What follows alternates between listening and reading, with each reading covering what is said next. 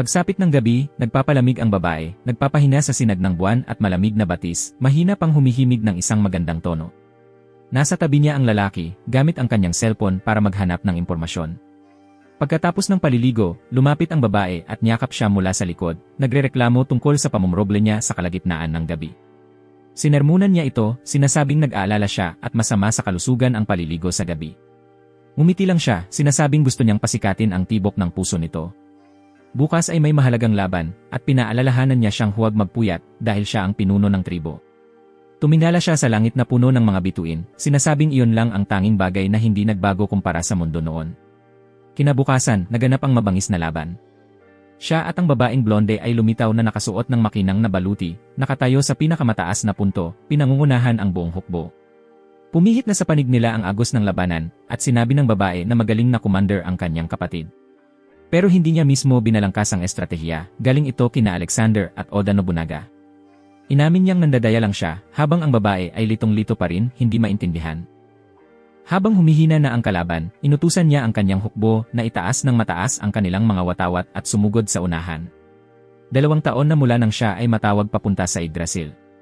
Sa mundong ito, pinapatay ng mga tao ang isa't isa para sa lupa, at ang mahihina ay inaapi at tinatapakan.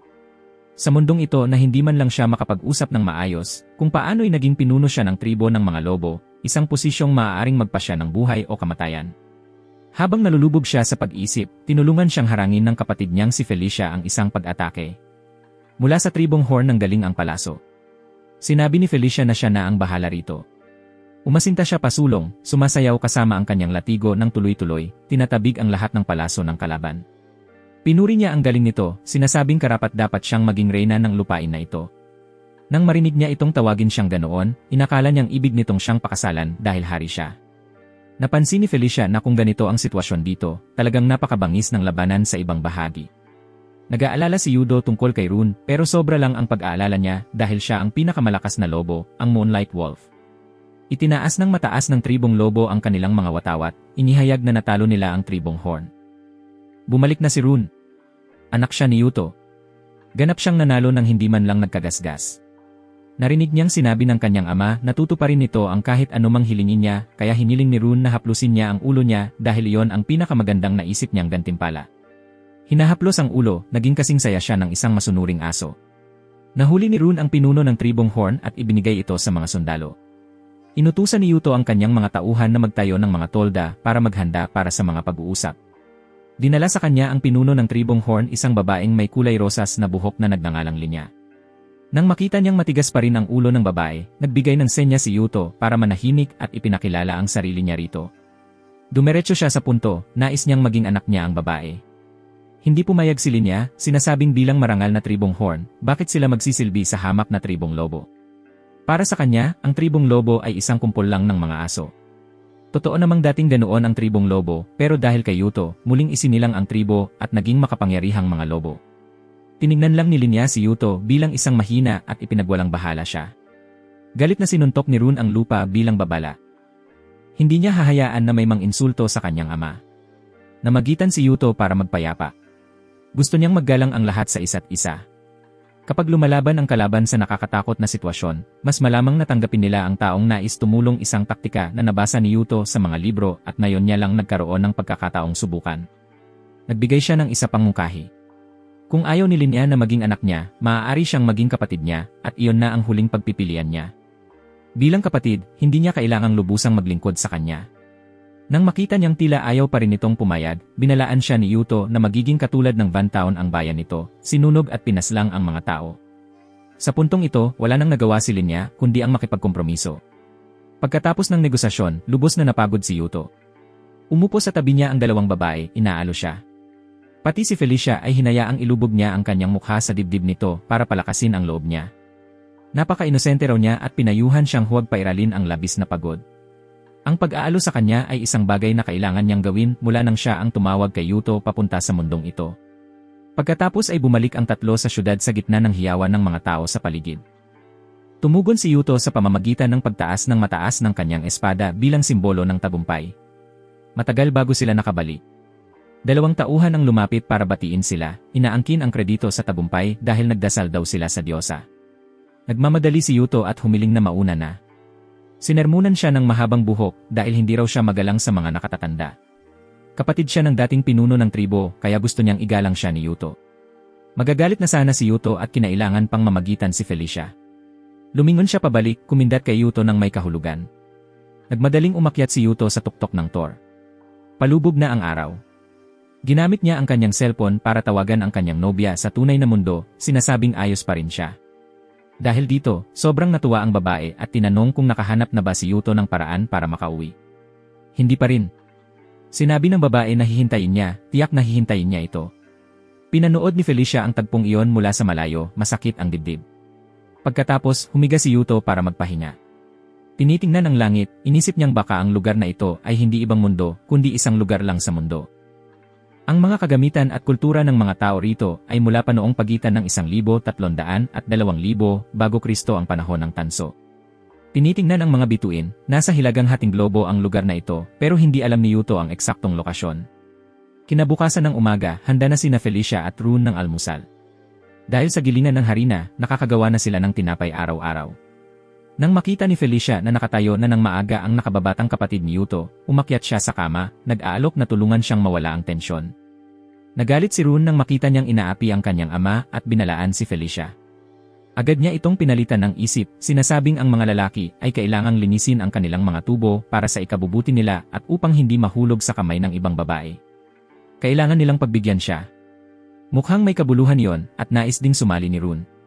Nakatakas lang si Yuto sa pamamagitan ng pagpunta sa almusal. Nabuo na nila ang isang alyansa kasama ang tribong Horn at kailangan nilang magbigay ng maraming sandatang bakal. Sa pandayan, masiglang nag-uutos si Ingrid sa mga manggagawa. Pinuntahan siya ni Yuto. Matagal na siyang hindi nakikita, kaya mukhang nahihiya siya ngayon. Kita sa ekspresyon niya na gusto niya si Yuto, pero isang tsandere. Umubo ng isang beses si Felicia para balaan si Ingrid na magpakita ng paggalang sa pinuno. Humingi ng paumanhin si Ingrid, sinasabing matagal na niyang kilala si Yuto kaya medyo naging masyado siyang kaswal. Ipinabatid sa kanya ni Yuto na ang pinuno ng tribong Horn ay naging kapatid niya, kaya maaaring magbahaginan ng sandata ang dalawang tribo na lalo pang magpapabisi kay Ingrid. Isinagawa ni Yuto at Linya ang seremonya ng banal na kopita. Sa lugar na ito, ang mga miyembro ng tribo ay nanunumpa sa pinuno sa pamamagitan ng banal na kopita upang maging mga anak o mga kapatid. Ang ugnayan sa pamamagitan ng banal na kopita ay higit pa sa dugo. Isang sagradong ritual iyon na tinatawag na sumpa ng katapatan na nagbibigki sa pinuno at sa lahat. Sa pamamagitan ng ritual na ito, maaaring makahanap si Yuto ng paraan para makabalik ng hindi nag-aalala. Sa gabi, tinawag siya ni Linya palabas. Yumuko siya, hiniling na tratuhin ni Yuto ang tribong Horn tulad ng tribong Lobo. Maaari niyang gawin ang kahit ano sa kanya. Hinaplos niya ang ulo nito, pumapayag sa kahilingan ng cute na kapatid na ito. May mga luha ng pasasalamat sa kanyang mga mata. Biglang tumakbo si Felicia papalapit, may masamang balita. Agad na nagdaos ng isang emergency na pagpupulong. 4 na araw na ang nakalipas, isang malaking tribo mula sa kanluran ang nagsimulang sumalakay sa tribong Horn at nakakuha ng isang kuta sa hangganan. Gusto ni Yuto na agad na iligtas ng hukbo ang tribong Horn. Nagsimulang magsalita ang mga nakatatanda, sinasabing ang pagsalakay sa tribong Horn ay hindi kanilang pakialam. Tinitingnan nila ang tribong Horn bilang laging kaaway. Dapat sana ay ginawa silang alipin kaysa pinanumpang maging magkakapatid. Galit na pinagsuntok ni Yuto ang mesa, inutusan ang lahat na manahimik. Gamit ang karangalan ng tribong Lobo, pinasya niyang kailangan nilang iligtas ang tribong Horn. Sa maliwanag na sinag ng buwan, inihanda ni Linya ang kanyang mga gamit, nais humingi ng isang bagay sa kanyang nakatatandang kapatid, kaya nag-ensayo siya ng maaga. Pagkaraan ng ilang sandali, nakatiyak siya na kaya niyang gawin ito. Sa kampo sa kabilang panig, nagpaplano ang pinuno ng kalabang tribo para sa kanyang tribong Claw na lipulin ang tribong Horn. Ang ikinagulat niya ay ang tribong Horn mismo ang dumating sa lugar na ito, na sa kanyang pananaw ay para bang hinahanap nila ang kamatayan. Pinangunahan ang hukbo ni Rune na ikinagulat niya dahil ang koponan ay binubuo lamang ng mga kabalyero. Hindi niya maintindihan kung paano kaya sabay na nakasakay sa kabayo at nakikipaglaban ang dalawa. Dahil kakaunti lang ang dinala ni Rune, inisip niya na kailangan lang ng kanyang puwersa na manatiling kalmado at maaayos din ang lahat. Ngunit ngayong araw, dumating si Rune hindi para hamunin sila kundi para guluhin ang sitwasyon. Pagkatapos tapusin ang kanyang tungkulin, iniutos niya sa kanyang hukbo na umatras. Naiparating kay Linya ang balita na magulo ang tribong Claw. Namangha siya sa galing ni Rune na napabagsak ang hukbo ni Ungvi, ang pinuno ng tribong Claw. Talaga namang siya ay isang malakas na Einherjar na namumuno sa Alfheimr sa mitolohiyang Norse. Naisip din niya na kamangha-mangha ang mga selda ng kabayo na nagpapahintulot sa mga tao na sabay na sumakay at makipaglaban ng normal. Nang pinagsuntok ni Yudo ang mesa, ipinapahayag sa mga mangmang na nakatatanda na ililigtas niya ang tribong Horn na antig ang puso ni Linya. Inutusan niya si Rune na pamunuan ang kupo ng Maspel gamit ang Plan B, ang pormasyon ng Mongol. Si Georgian ang magtitipon ng pangunahing puwersa at kailangan matapos ang lahat bago sumikat ang araw. Ipakikita ni Ingrid kay Linya ang mga teknik ng mga selda ng kabayo. Nang makita niyang hindi galing sa kanilang bansa si Linya, naging maingat si Ingrid, ayaw ibunyag ang mga lihim ng bansa. Nang marinig ito, sandaling nalungkot si Linya, iniisip na siya ay isang dayuhan. Matatag na sinabi ni Yuto na siya ay kanyang kapatid. Pagkatapos, iniutos niya sa kanya na bumalik sa tribong Horn upang imobilisa ang mga sundalo.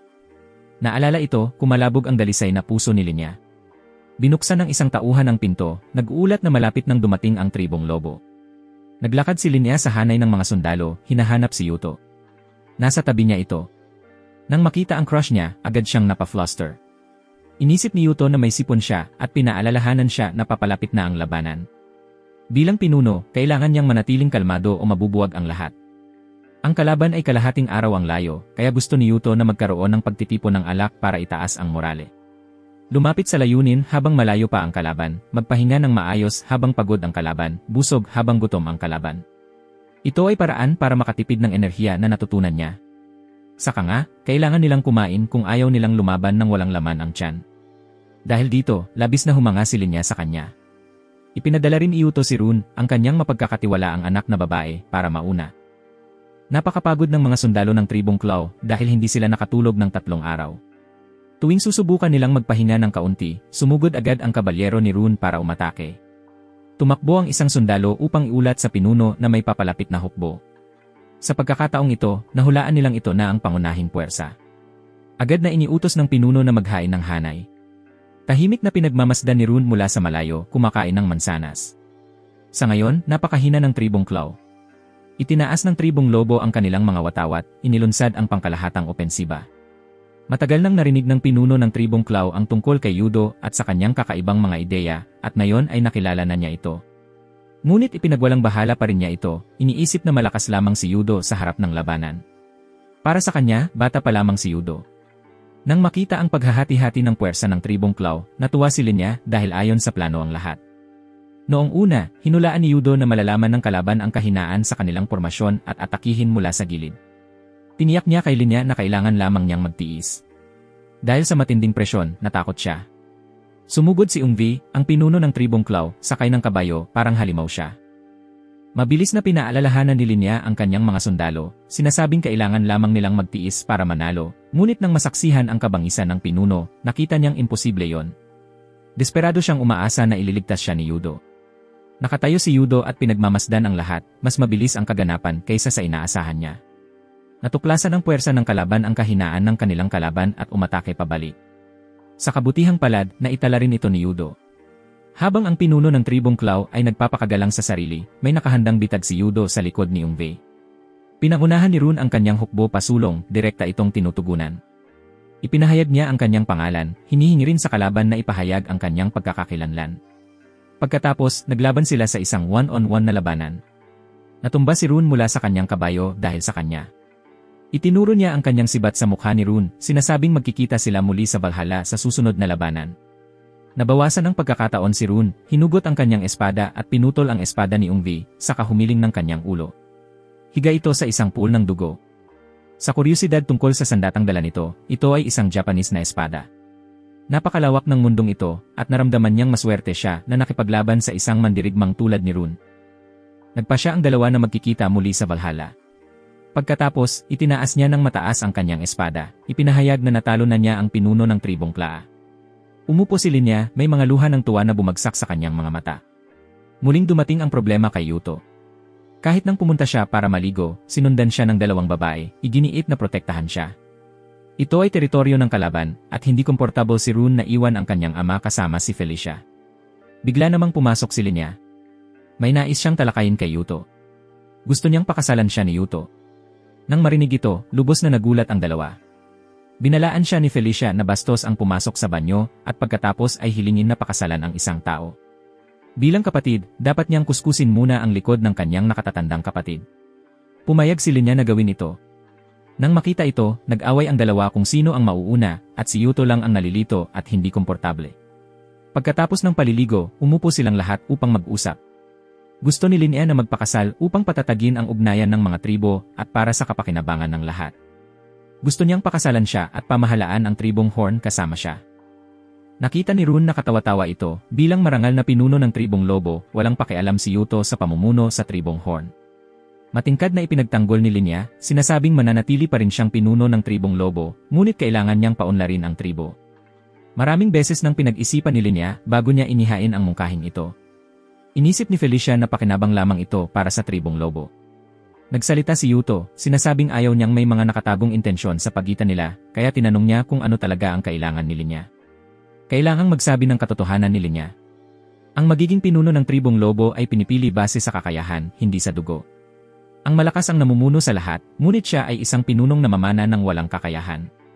Kung malalaman ng iba ang lihim na ito, mawawala ang kanyang posisyon. Gusto niyang ipagkatiwala ang lahat sa kanya. Bata pa siya, mataas ang inaasahan ng kanyang ama sa kanya, halos pagmamahal na bulag dahil sa labis na pamamalas nito ng pagmamahal. Ginawa siyang tagapagmana ng kanyang ama kahit maraming hindi natuwa. Hindi pa man siya isang inherjar, ngunit gusto niyang maging pinuno upang protektahan ang pinahahalagahan ng kanyang ama. Inakala niyang kaya niya, ngunit hindi, kaya gusto niyang ang isang talentadong tao tulad ni Yuto ang mamuno sa tribong Horn. Nangako siya na gagawin ang lahat para sa kanya. Hindi komportable si Yuto at tinulungan siya ni Felicia upang makalabas sa sitwasyon. Hindi ito bagay na maaari nilang pasya ng mag-isa. Kailangang talakayin muna ito sa lahat ng miyembro ng tribo. Na-realize rin ni Linya na medyo nagmamadali siya. Isinuot ni Yuto at Felicia ang kanilang seremonyal na kasuotan. Nagreklamo siya na napakabigat nito. Mula sa kanyang kinalalagyan, nakikita niyang iba ang lugar na ito kumpara sa Yggdrasil. Kung pakakasalan niya si Linya, mapapasakamay niya ang bayan na ito, magiging isang kuta para tulungan siyang maging pinuno ng Alfheim. Ngunit tumutol si Yuto kahit nakapakipakinabang ito para sa tribong Lobo. Gusto ni Felicia na pakasalan niya si Linya dahil nakipag-usap siya sa kanyang nobya mula sa lumang mundo. Gusto niyang makabalik ng may kapayapaan sa isip. Nag-aalala siya na baka mawala siya. Kung magiging pinuno siya ng tribong Horn, mananatili siya dahil kailangan niyang makipaglaban sa ibang mga bansa. Naramdaman niyang nakakainis sa sarili ang pagiging ganoon kapraktikal. Humingi ng paumanhin si Yuto sa kanya dahil gusto niyang makabalik habang inaalagaan siya nitong nakalipas na 2 taon. Mapagkakatiwalaan. Buong puso gustong tulungan ni Felicia si Yuto. Determinado siyang pigilan ang kasal na ito. Mula sa malayo, may lalaking may pulang buhok na nakasakay papalapit sa kanila. Sabik siyang makita si Yuto na narinig na niya sa mga bulong-bulungan. Nakatitig ang 2 babae sa tribong Lobo nang may paghanga. Bigla, bumahing ang nakababatang kapatid na parabang may trangkaso. Nag-alala ang nakatatandang kapatid at tinanong ang kalagayan niya, nang bigla siyang hilahin pababa ng kanyang kapatid, parehong humiga sa lupa sa medyo nakakakulitong posisyon. Sinabi ng nakababatang kapatid na ito ang paraan para gumaling sa sipon, sa pamamagitan ng pagpapasa nito sa iba. Tumanggi ang nakatatandang kapatid, ngunit nang makita ang nakakaawa niyang mukha, humiga siya at niyakap ang kapatid, na hindi alam na ito pala ay tusong plano ng nakababatang kapatid. Nagpatuloy si Yuto sa seremonya kasama ang lahat. Nang matapos ang lahat, nagdaos ng maliit na selebrasyon para sa tabumpay. Nag-alok ng alak si Linya sa kanya dahil sa pagod niyang nagtrabaho kamakailan. Nang makita siya, naalala ni Yuto ang marriage proposal kanina. Talaga namang nakakalito ang sitwasyon. Inanyayahan siya ni Linya na subukan ang isang masarap na putahe, na tila masaya nang magustuhan niya ang pagkain mula sa tribong Horn. Gusto niyang muling banggitin ang marriage proposal, ngunit masyado siyang nahihiya, kaya pinukaw na lang niya ang sarili sa pamamagitan ng pagpapakain kay Yuto. May lumitaw na tiyuhin mula sa kung saan, humanga sa pagiging malapit ng dalawa na parabang bagong kasal, na nagpakulo sa kanilang parehong mga pisngi. Gusto rin ni Felicia na makisali. Ginamit niya ang kanyang pambabaeng alindog para akitin si Yuto, sinasabing maraming babae rin sa tribong Lobo, kaya hindi nila kailangan ang magagandang babae mula sa ibang tribo. Tumingin si Yuto sa kanyang buong, bilugang dibdib, at nanatiling walang malay ang isip niya. Ipinayo niya na hayaan siyang yumuko sa kanya. Absent-minded siyang pumayag, niyakap siya. Gamit ang pagkakataon, inusisa niya si Linya. Namula sa galit si Linya, ngunit kailangan niyang magkunwaring walang pakialam, ipinagtanggol ang sarili sa pamamagitan ng pagsasabing kung pakakasalan niya si Yuto, ang pagpapaligaya niya sa ibang babae ay kanya ring desisyon. Bigla, may narinig na ingay sa labas, at maingat na tumingin si Yuto patungo sa pinto. Dumating ang lalaking may pulang buhok na may mayabang na tindig. Siya si Stinder, ang pinuno ng tribong Lightning, namumuno sa Hilagang Vanahemer. Ayon sa mga bulong-bulungan, siya ay isang hari na may pusong tigre, isang kompetitibong tao. Sinermunan ng lahat ang matandang lalaki na kasama niya dahil dinala nito dito ang pumatay sa dating pinuno ng kanilang tribo. Itinaas nila ang kanilang mga sandata, ayaw siyang buhay na makalabas. Sa likod niya, isang pari mula sa Imperyong Asgard na namumuno sa Yggdrasil ang nagsalita upang pakalmahin ang sitwasyon. Gusto niyang isantabi ng lahat ang alitan dahil bisita si Stinder.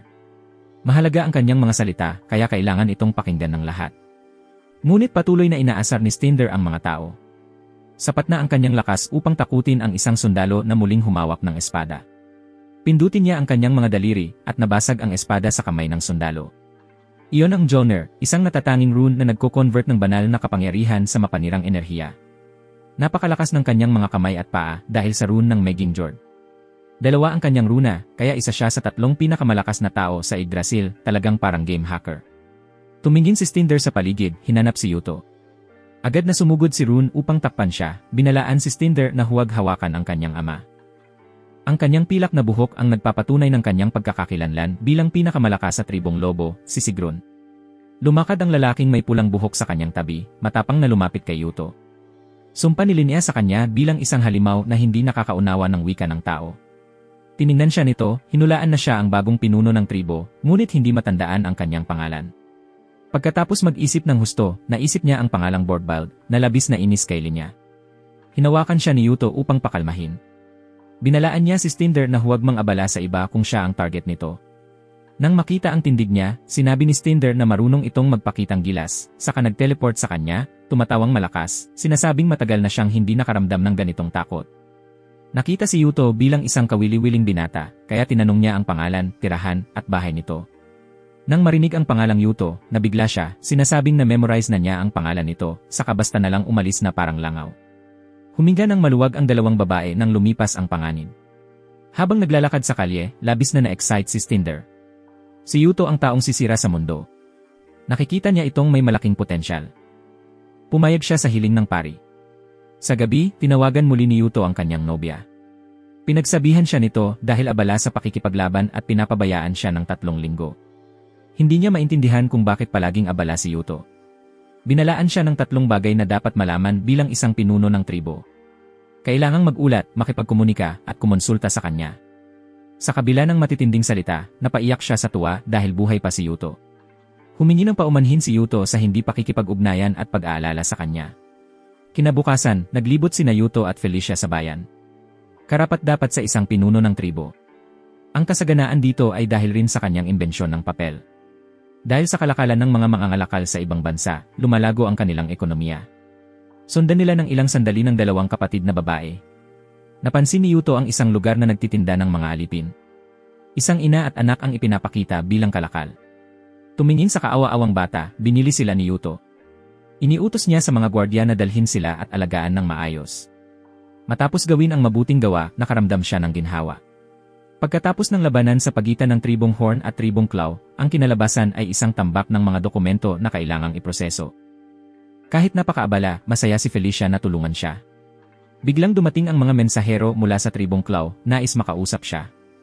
Nang makita na kambal ang mga ito, binalaan ni Yuto na hindi pinapayagan ang mga bata rito. Agad na pinaalalahanan ni Rune ang mga ito na iniutos niyang maghintay sa reception hall. Lumabas na ang 2 ay mga mensahero na sabik na makita ang kanilang magiging asawa. Nag-away ang 2 kapatid kung sino ang masabik makipagkita sa kanya muna. Sa huli, itulak ang nakatatandang kapatid pasulong upang humingi ng paumanhin kay Yuto. Habang ang nakababatang kapatid ay nakatayo sa likod, sinasabi na kasalanan ng kapatid niya ang lahat, nagsimula silang ipakilala ang kanilang mga sarili muli. Ang batang may lila na buhok ay ang tunay na anak ng pinuno ng tribong Claw, si Christina, at ang batang may asul na buhok ay ang pangalawang pinakamatandang kapatid, si Albertina. Sa utos ni Pinuno Bodvid, dumating sila upang maging asawa ni Yuto. Lahat ay nagulat, nakabuka ang kanilang mga bibig. Malinaw na hindi kailanman pumayag si Yuto sa kasal, at hindi rin sila inanyayahan dito, kaya pinakiusapan niya silang umuwi. Nang makita na dumaan sila ng ganito kalayo lamang upang tanggihan, tila ayaw ng nakatatandang kapatid. Habang patuloy na nagsasalita ng masama ang nakababatang kapatid tungkol sa kanyang kapatid, namula si Albert sa hiya, habang umupo sa lupa, umaasang pakikitunguhan siya ng maayos ni Yuto. Pinapanood silang gumanap ng kanilang kapatid na kilos, inisip ni Felicia na ipinadala sila rito upang iligtas ang kanilang bansa sa gulo. Lahat ng masasamang sinabi tungkol sa kanila ay narinig ng dalawang kapatid dahil sila rin ay mga inherjar. Nang marinig ito, mahinahong pinaalalahanan ni Felicia si Yuto na pakitunguhan sila ng maingat. Matatag si Yuto. Hindi niya pakakasalan ang mga kapatid na ito. Inisip ni Chris na ang dahilan ay naghahanda si Yuto na pakasalan ang tribong Horn. Maganda ang kanilang pandinig at marami silang alam na impormasyon. Sa halip na gawing asawa, mas gusto ni Yuto na gawing anak ang dalawa. Sa pagkakataong ito, hindi rin interesado ang nakababatang kapatid na maging asawa at ayaw niyang hawakan ng sinuman ang kanyang kapatid. Dumating lamang sila upang subukan ang intensyon ni Yuto. Pumayag silang maging kanyang mga anak. Lumuhod sila upang manumpa, umaasang tatanggapin sila. Naramdaman ni Yuto na may itinatago pa sila, ngunit sa wakas, tinanggap niya sila sa kondisyon na patunayan ng dalawa ang kanilang kakayahan. Gabing maliwanag ang buwan. Sa ilalim ng liwanag ng buwan, gusto ng nakababatang kapatid na itanong kung kailangan siya ng kanyang kapatid. Yinakap siya ng kapatid at nauwi sa paghiga silang dalawa ng magkasama. Nabigla si Prinsesa Linnea sa pagtawag ng kanyang tauhan. Panaginip lamang iyon. Iniulat ng tauhan na darating si Yudo sa Gimlo. Nang marinig ito, agad siyang bumangon. Ang karwahe ay bumilis sa daan at masayang umaawit ang dalawang kapatid. Ang Vetifoner rune ni Chris ay kayang alisin ang hangin sa harap, habang ang Hresvelger rune ni Albers ay kayang lumikha ng hangin sa likod upang itulak ang karwahe. Ang dalawang kapangyarihang ito ay nagpapabilis sa biyahe, napakakapaki-pakinabang para sa mga hinaharap na labanan. Gusto ni Chris na kontrolin pa ang iba, ngunit ang kapatid lamang ang makakontrol sa hangin sa paligid nila. Hindi nagtagal, nakarating sila sa Gimel, isang malaking bayan, at isa ring napakalaking bodega ng butil. Bago anihin, napakagandang dilaw ng trigo, na tumutulong kay Yudo na lutasin ang problema sa pagkain. Malakas na kumagulong ang tiyan ni Albers. Nagugutom siya. Inilabas ng nakababatang kapatid na si Chris ang isang cake, ngunit sa halip na iligtas ang gutom na kapatid, kinuha niya ito at minawan ang masarap na piraso sa pagkaalangan ng kapatid. Pagkatapos, umupo siya na umiiyak at nagpapasiklab, kaya kinailangan ni Yudo na haplusin ang kanyang ulo, pinapakalma siya at nangako na bibili ng pagkain pagpasok nila sa bayan. Pagkatapos, pumunta siya upang makipagkita sa mga gwardiya doon. Matagal nang pinamumunuan ng tribong Horn ang bayang ito at hindi nakalimot ang mga tao. Kung makialam ang grupo ni Yudo at hilingin na baguhin ang paraan ng kanilang pagsasaka, walang sinuman ang papansin. Iniulat ni Felicia na dumating si Linnea upang makita siya. Matagal nang hindi nakita si Yudo, kaya labis ang tuwa ni Linnea. Pinamumunuan ng tribong Horn ang bayang ito, at dahil nag-aalala siya tungkol dito, dumating siya rito. Iyon ay dahilan lamang, ang totoong dahilan ay gusto niyang makita siya at makuha ang kanyang sagot. Iniulat ni Felicia na inalok din ng tribong Claw si Linnea ng kasal, at saka dumating si Albertina, sumisigaw at sumusuporta. Agad na dumating ang nakababatang kapatid na si Chris, sinasabing siya ang magiging unang asawa, habang ang kapatid lamang ang magiging concubine. Hindi pumayag si Linnea, sinasabi na ang tribong Horn ay isang bansang mas malakas kaysa tribong Claw, tiyak na mas kapaki-pakinabang para sa tribong Lobo. Nilait siya ni Chris, sinasabing isang babae na walang kumpiyansa. Si Yuto ay napilitan na lang na baguhin ang usapan, tinanong si Linnea tungkol sa sitwasyon sa bayan. Nag-aalala siya na baka hindi tanggapin ng mga tao na hindi nakakakilala kay Yuto ang sumpa sa pagitan nila. Totoo nga ito dahil ang dating namuno sa kanila ay mabuting tao. Palaging gusto ni Yuto na pagbutihin nila ang paraan ng kanilang paggawa, ngunit tumanggi sila. Gusto niyang gamitin nila ang Norfolk crop rotation, isang paraan ng pagtatanim ng iba't ibang uri ng halaman sa magkakahiwalay na grupo upang maiwasan ang pagguho ng lupa. Pagkarinig nito, nagustuhan ni Linnea at gusto niyang ipaliwanag ito ng malinaw. Pagkatapos, tinipon niya ang mga tao, ipinaliwanag ang pamamaraang ito, at napakabilis na nahati ang mga lugar ng pagtatanim. May mga tao ring nag-aalala tungkol sa masamang ani. Gusto niyang mangako si Yuto bilang garantiya. Maaari nilang simulan bukas. Naramdaman ni Yuto na maswerte siyang magkaroon ng kapatid na tulad ni Linnea. Nang marinig ito, nag-atubiling pumayag si Linnea. Sa gabi, naligo siya sa bathtub, puno ng determinasyon ang kanyang puso. Pagkatapos, nagsuot siya ng malamig na kasuotan at pumunta upang hanapin si Yuto. Pumayag siya na pumasok sa kanyang silid. Pagkatapos, tinanggal niya ang manipis na tela sa kanyang katawan, lumapit kay Yudo at mahigpit siyang niyakap. Nangusat siya na pakasalan siya. Inakap ni Yuto si Linnea papasok sa silid, ngunit nang lumitaw ang imahe ng kanyang nobya sa tunay na mundo, itulak niya si Linnea palayo. Lubhang nalungkot si Linnea, iniisip na ito ay dahil wala siyang alindog. Tuwing nababanggit ang kasal, malungkot ang mukha ni Yuto. Palibot niya ay puno ng magaganda at kaakit-akit na kababaihan. Iniisip niyang hindi siya magiging interesado sa isang ordinaryong tao tulad niya. Pinuri siya ni Yuto bilang napakaganda. Ngunit siya ang pinuno ng tribong lobo at may mga responsibilidad, isang kasinungalingan lamang iyon. Pinupok niya ang kanyang ulo sa pader, sa kalumuhod at sinabi ang katotohanan. Hindi niya siya maaaring pakasalan dahil mayroon na siyang minamahal at ayaw niyang ipagkanulo ito. Maaaring maging concubine si Linya, ngunit sa mundo ni Yudo, hindi iyon pinapayagan. Sinimulan niyang sabihin ang katotohanan. Hindi siya mula rito, kundi mula sa ibang mundo 1,000 taon sa hinaharap. Alam niya ang maraming bagay na hindi alam ng mga tao rito. Bagaman medyo mahirap paniwalaan, kinailangan ni Linya na tanggapin ito. Dinala niya ang teknolohiya mula sa hinaharap, kaya medyo naintindihan ito ni Linya. Kailangang bumalik ni Yuto sa kanyang lumang mundo para sa babaeng minamahal niya, kaya hindi siya maaaring magmahal ng sinuman rito. Labis na naiinggit si Linya sa babaeng yon. Ikinuwento rin ni Yuto tungkol sa kanya, mabuting babae, medyo madaldal, madaling umiyak, at nakakatakot kapag nagagalit. Kailangan niyang bumalik para sa kanya.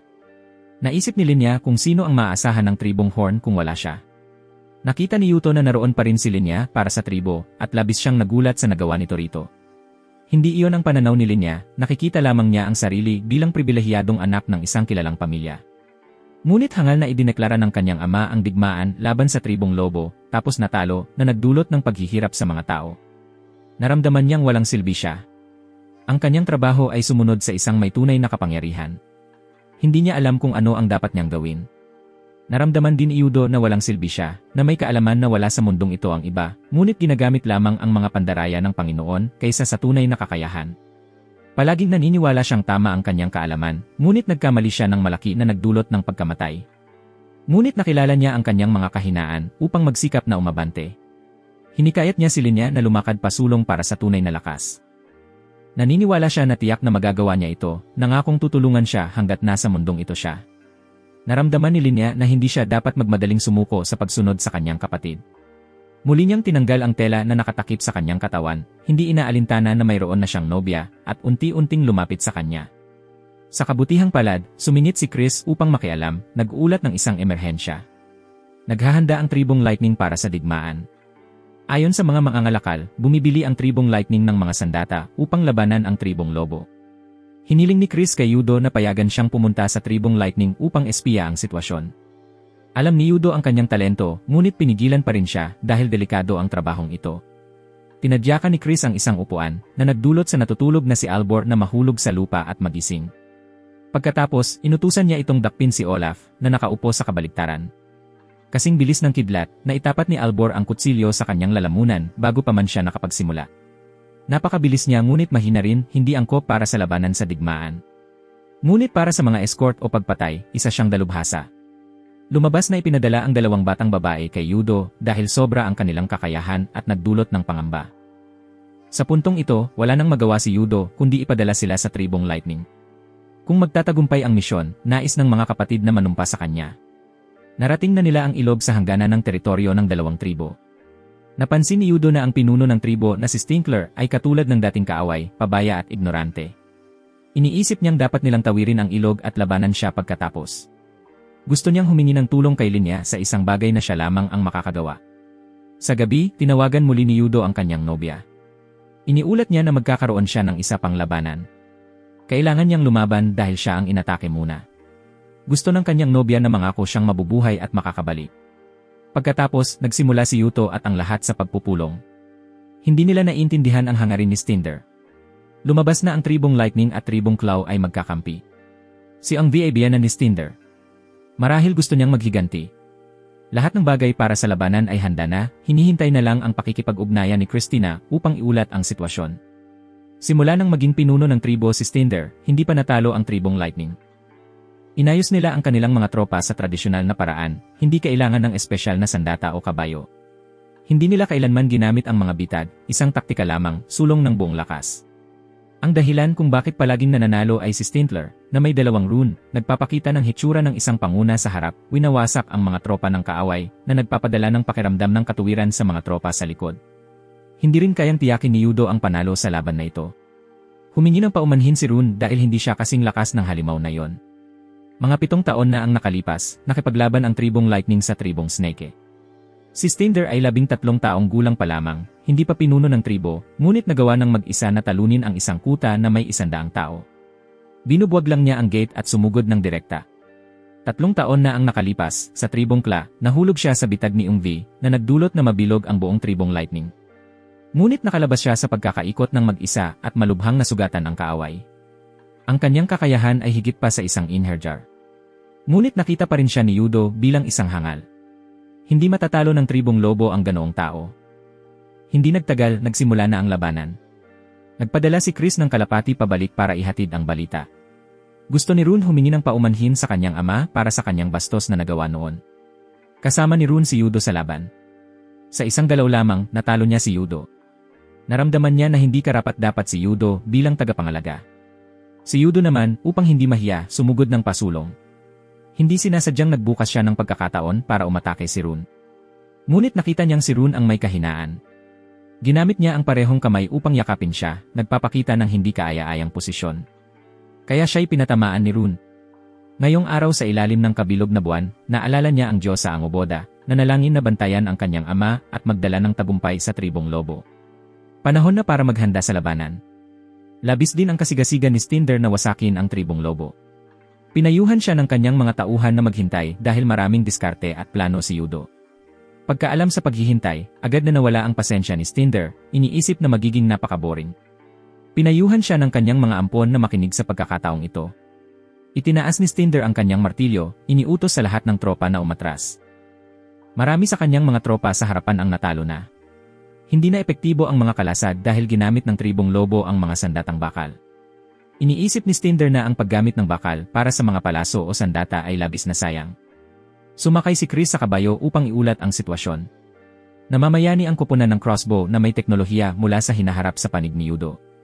Sa teknolohiya ng hinaharap, ang pinsala ng mga palaso ay na-upgrade at napakatumpak ng layunin, ngunit lahat ng bagay ay may kahinaan. Ang mga palasong lumilipad ng malayo at nagdudulot ng malaking pinsala ay may mahabang oras ng pagload. Iniutos ni Stinder sa lahat ng kanyang tropa na huwag huminto kundi magpatuloy sa pagsulong. Nang makita ang paglapit ng kaaway, iniutos ni Yudo sa koponan ng crossbow na umatras, sinimulang ipatupad ang depensa matapos ang senyas ng kampana. Patuloy na natatalo ang mga tropa ni Stinder. Hindi rin niya maintindihan ang nangyayari. Ang depensa ay ang pangunahing hukbo ng tribong lobo, habang ang kabalyerya ay suporta lamang. Bagaman bagong sandata ang palaso, naniniwala si Stinder na magiging katulad pa rin ito ng dati.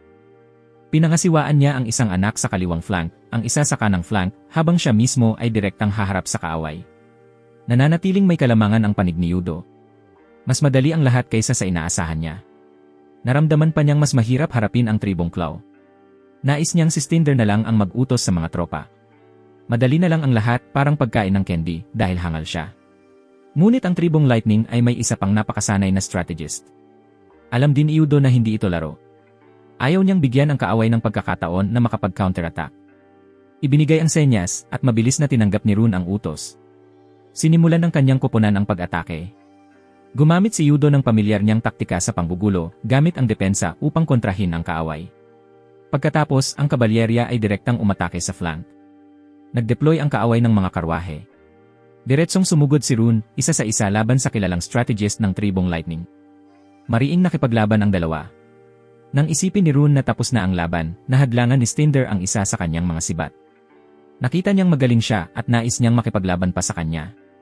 Muling naglaban ang dalawa. Napansin ni Stinder na isang malakas na kalaban si Rune nang hadlangan niya ang kanyang atake. Pagkatapos, tuloy-tuloy niyang pinukpok si Rune, pinipilit siyang umatras kasama ang koponan ng Muspel. Sa unang pagkakataon, hindi gumana ang taktika ni Yudo. Sa kabutihang palad, nakinig si Rune sa kanya at umatras nang hindi na niya kayanin ang laban. Mukhang medyo mahirap ang labanan para sa tribong lobo, ngunit ito ay digmaan. Iniisip pa rin ni Yudo na maaari nilang lampasan ang kaaway sa dami. Nagsulong si Stinder ng mag-isa na nagdulot kay Yudo ng pakiramdam na ito ay tunay na hangal na tapang. Sang-ayon din si Felicia sa kanya.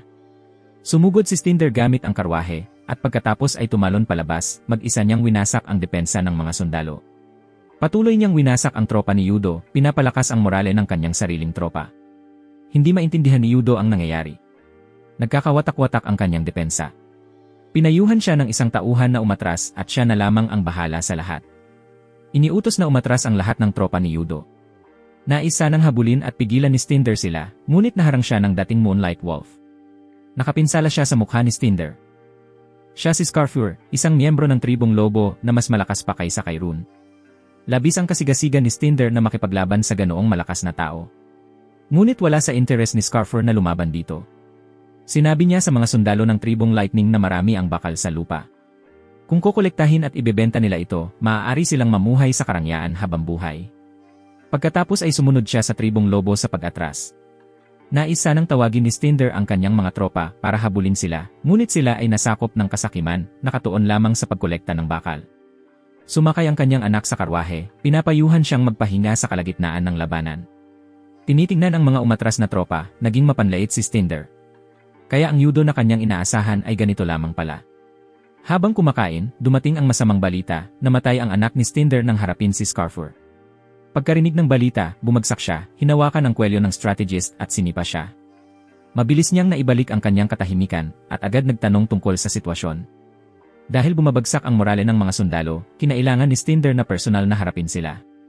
Determinado siyang durugin ang tribong lobo. Tinarget niya si Yudo, hindi siya pinayagang makatakas. Pinigilan siya ni Scarfur.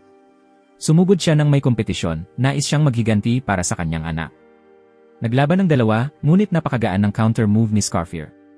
Pagkatapos, mabilis siyang sumakay sa kabayo, tumawid sa ilog, hindi pinapansin ang batang mainitin ang ulo. Iniutos din ni Stinder sa kanyang mga sundalo na habulin siya, hindi alam na papasok siya sa isang bitad. Nagpanggap lang si Yudo na talo upang akitin ang tigre. Nang tumawid si Stinder sa ilog, bumagsak ang sunod-sunod na mga palaso. Hinadlangan siya ni Scarfur sa pampang, nakikita na hindi pa rin niya alam ang kanyang hangganan. Siya at si Rune ang inatasang manatili at hadlangan siya. Makikilahok din si Felicia. Napalibutan siya ng 7 Inherjar. Ang kanyang pinakamalaking kahinaan ay ang kayabangan. Napalibutan at inatake siya ng 7 ng sabay-sabay, kaya umabot sa rurok ang kanyang galit. Nabaliw siya, kinuha ang lahat ng sandata. Kahit na 7 laban sa isa, hindi pa rin sila nanalo. Kinailangan ng lahat na aminin na siya ay tunay na malakas, ngunit ang 7 iyon ay pumipigil lamang sa kanya. Bumalik sila sa kanilang mga kabayo at muling tumakas. Ngayon napansin ni Stinder ang pampang ng ilog, isang tsunami ang humampas sa lahat. Lumabas na si Linnea ang nagtayo ng dam upang ipunin ang tubig, at pagkatapos ay pinasabog ito ng subukan ng kaaway na tawirin ang ilog. Isang napakahusay na plano mula sa mga medieval na general. Ang pinakamalaking kredito sa pagkakataong ito ay kay Linnea. Kapag hindi niya naayos ang konstruksyon ng dam, hindi sila sana nanalo. Kaya sa pagkakataong ito, nagpalaam si Yudo sa mayabang na si Stinder. Pagkakita sa kanya, naalala niya ang kanyang sariling kahangalan noon, kaya talagang kinamuhian niya ito. Ngunit hindi pa patay si Stinder, may ilang bali lamang ng buto. Sa gabi, tumawag si Yudo upang iulat ang magandang balita ng tagumpay sa kanyang kasintahan. Ngayon, ang lupa ng tribong Lightning ay nasa kanyang mga kamay, kaya may napakaraming gawain. Hindi iniintindi ng kanyang kasintahan, gusto lang niyang makauwi siya agad. Sa kasamaang palad, hindi pa alam ni Yudo kung paano makakabalik. Kung lalakas pa ang tribong lobo, maghahanap siya ng higit pang lugar at iniisip na makakahanap siya ng paraan sa lalong madaling panahon. Hihintayin siya nito. Sinusubukan ni Yudo na humulma ng salamin, ngunit nabigo siya. Nawalan ng pasensya si Ingrid sa tabi niya, sa ganitong bilis, hindi nila magagawa ang tinatawag na basong salamin. Mas mahirap ito kaysa sa inisip ni Yudo. Iniabot niya ang blowing tube kay Ingrid, gusto niyang subukan ito ang gamit na kakagamit lang ni Yudo. Namula si Ingrid sa hiya.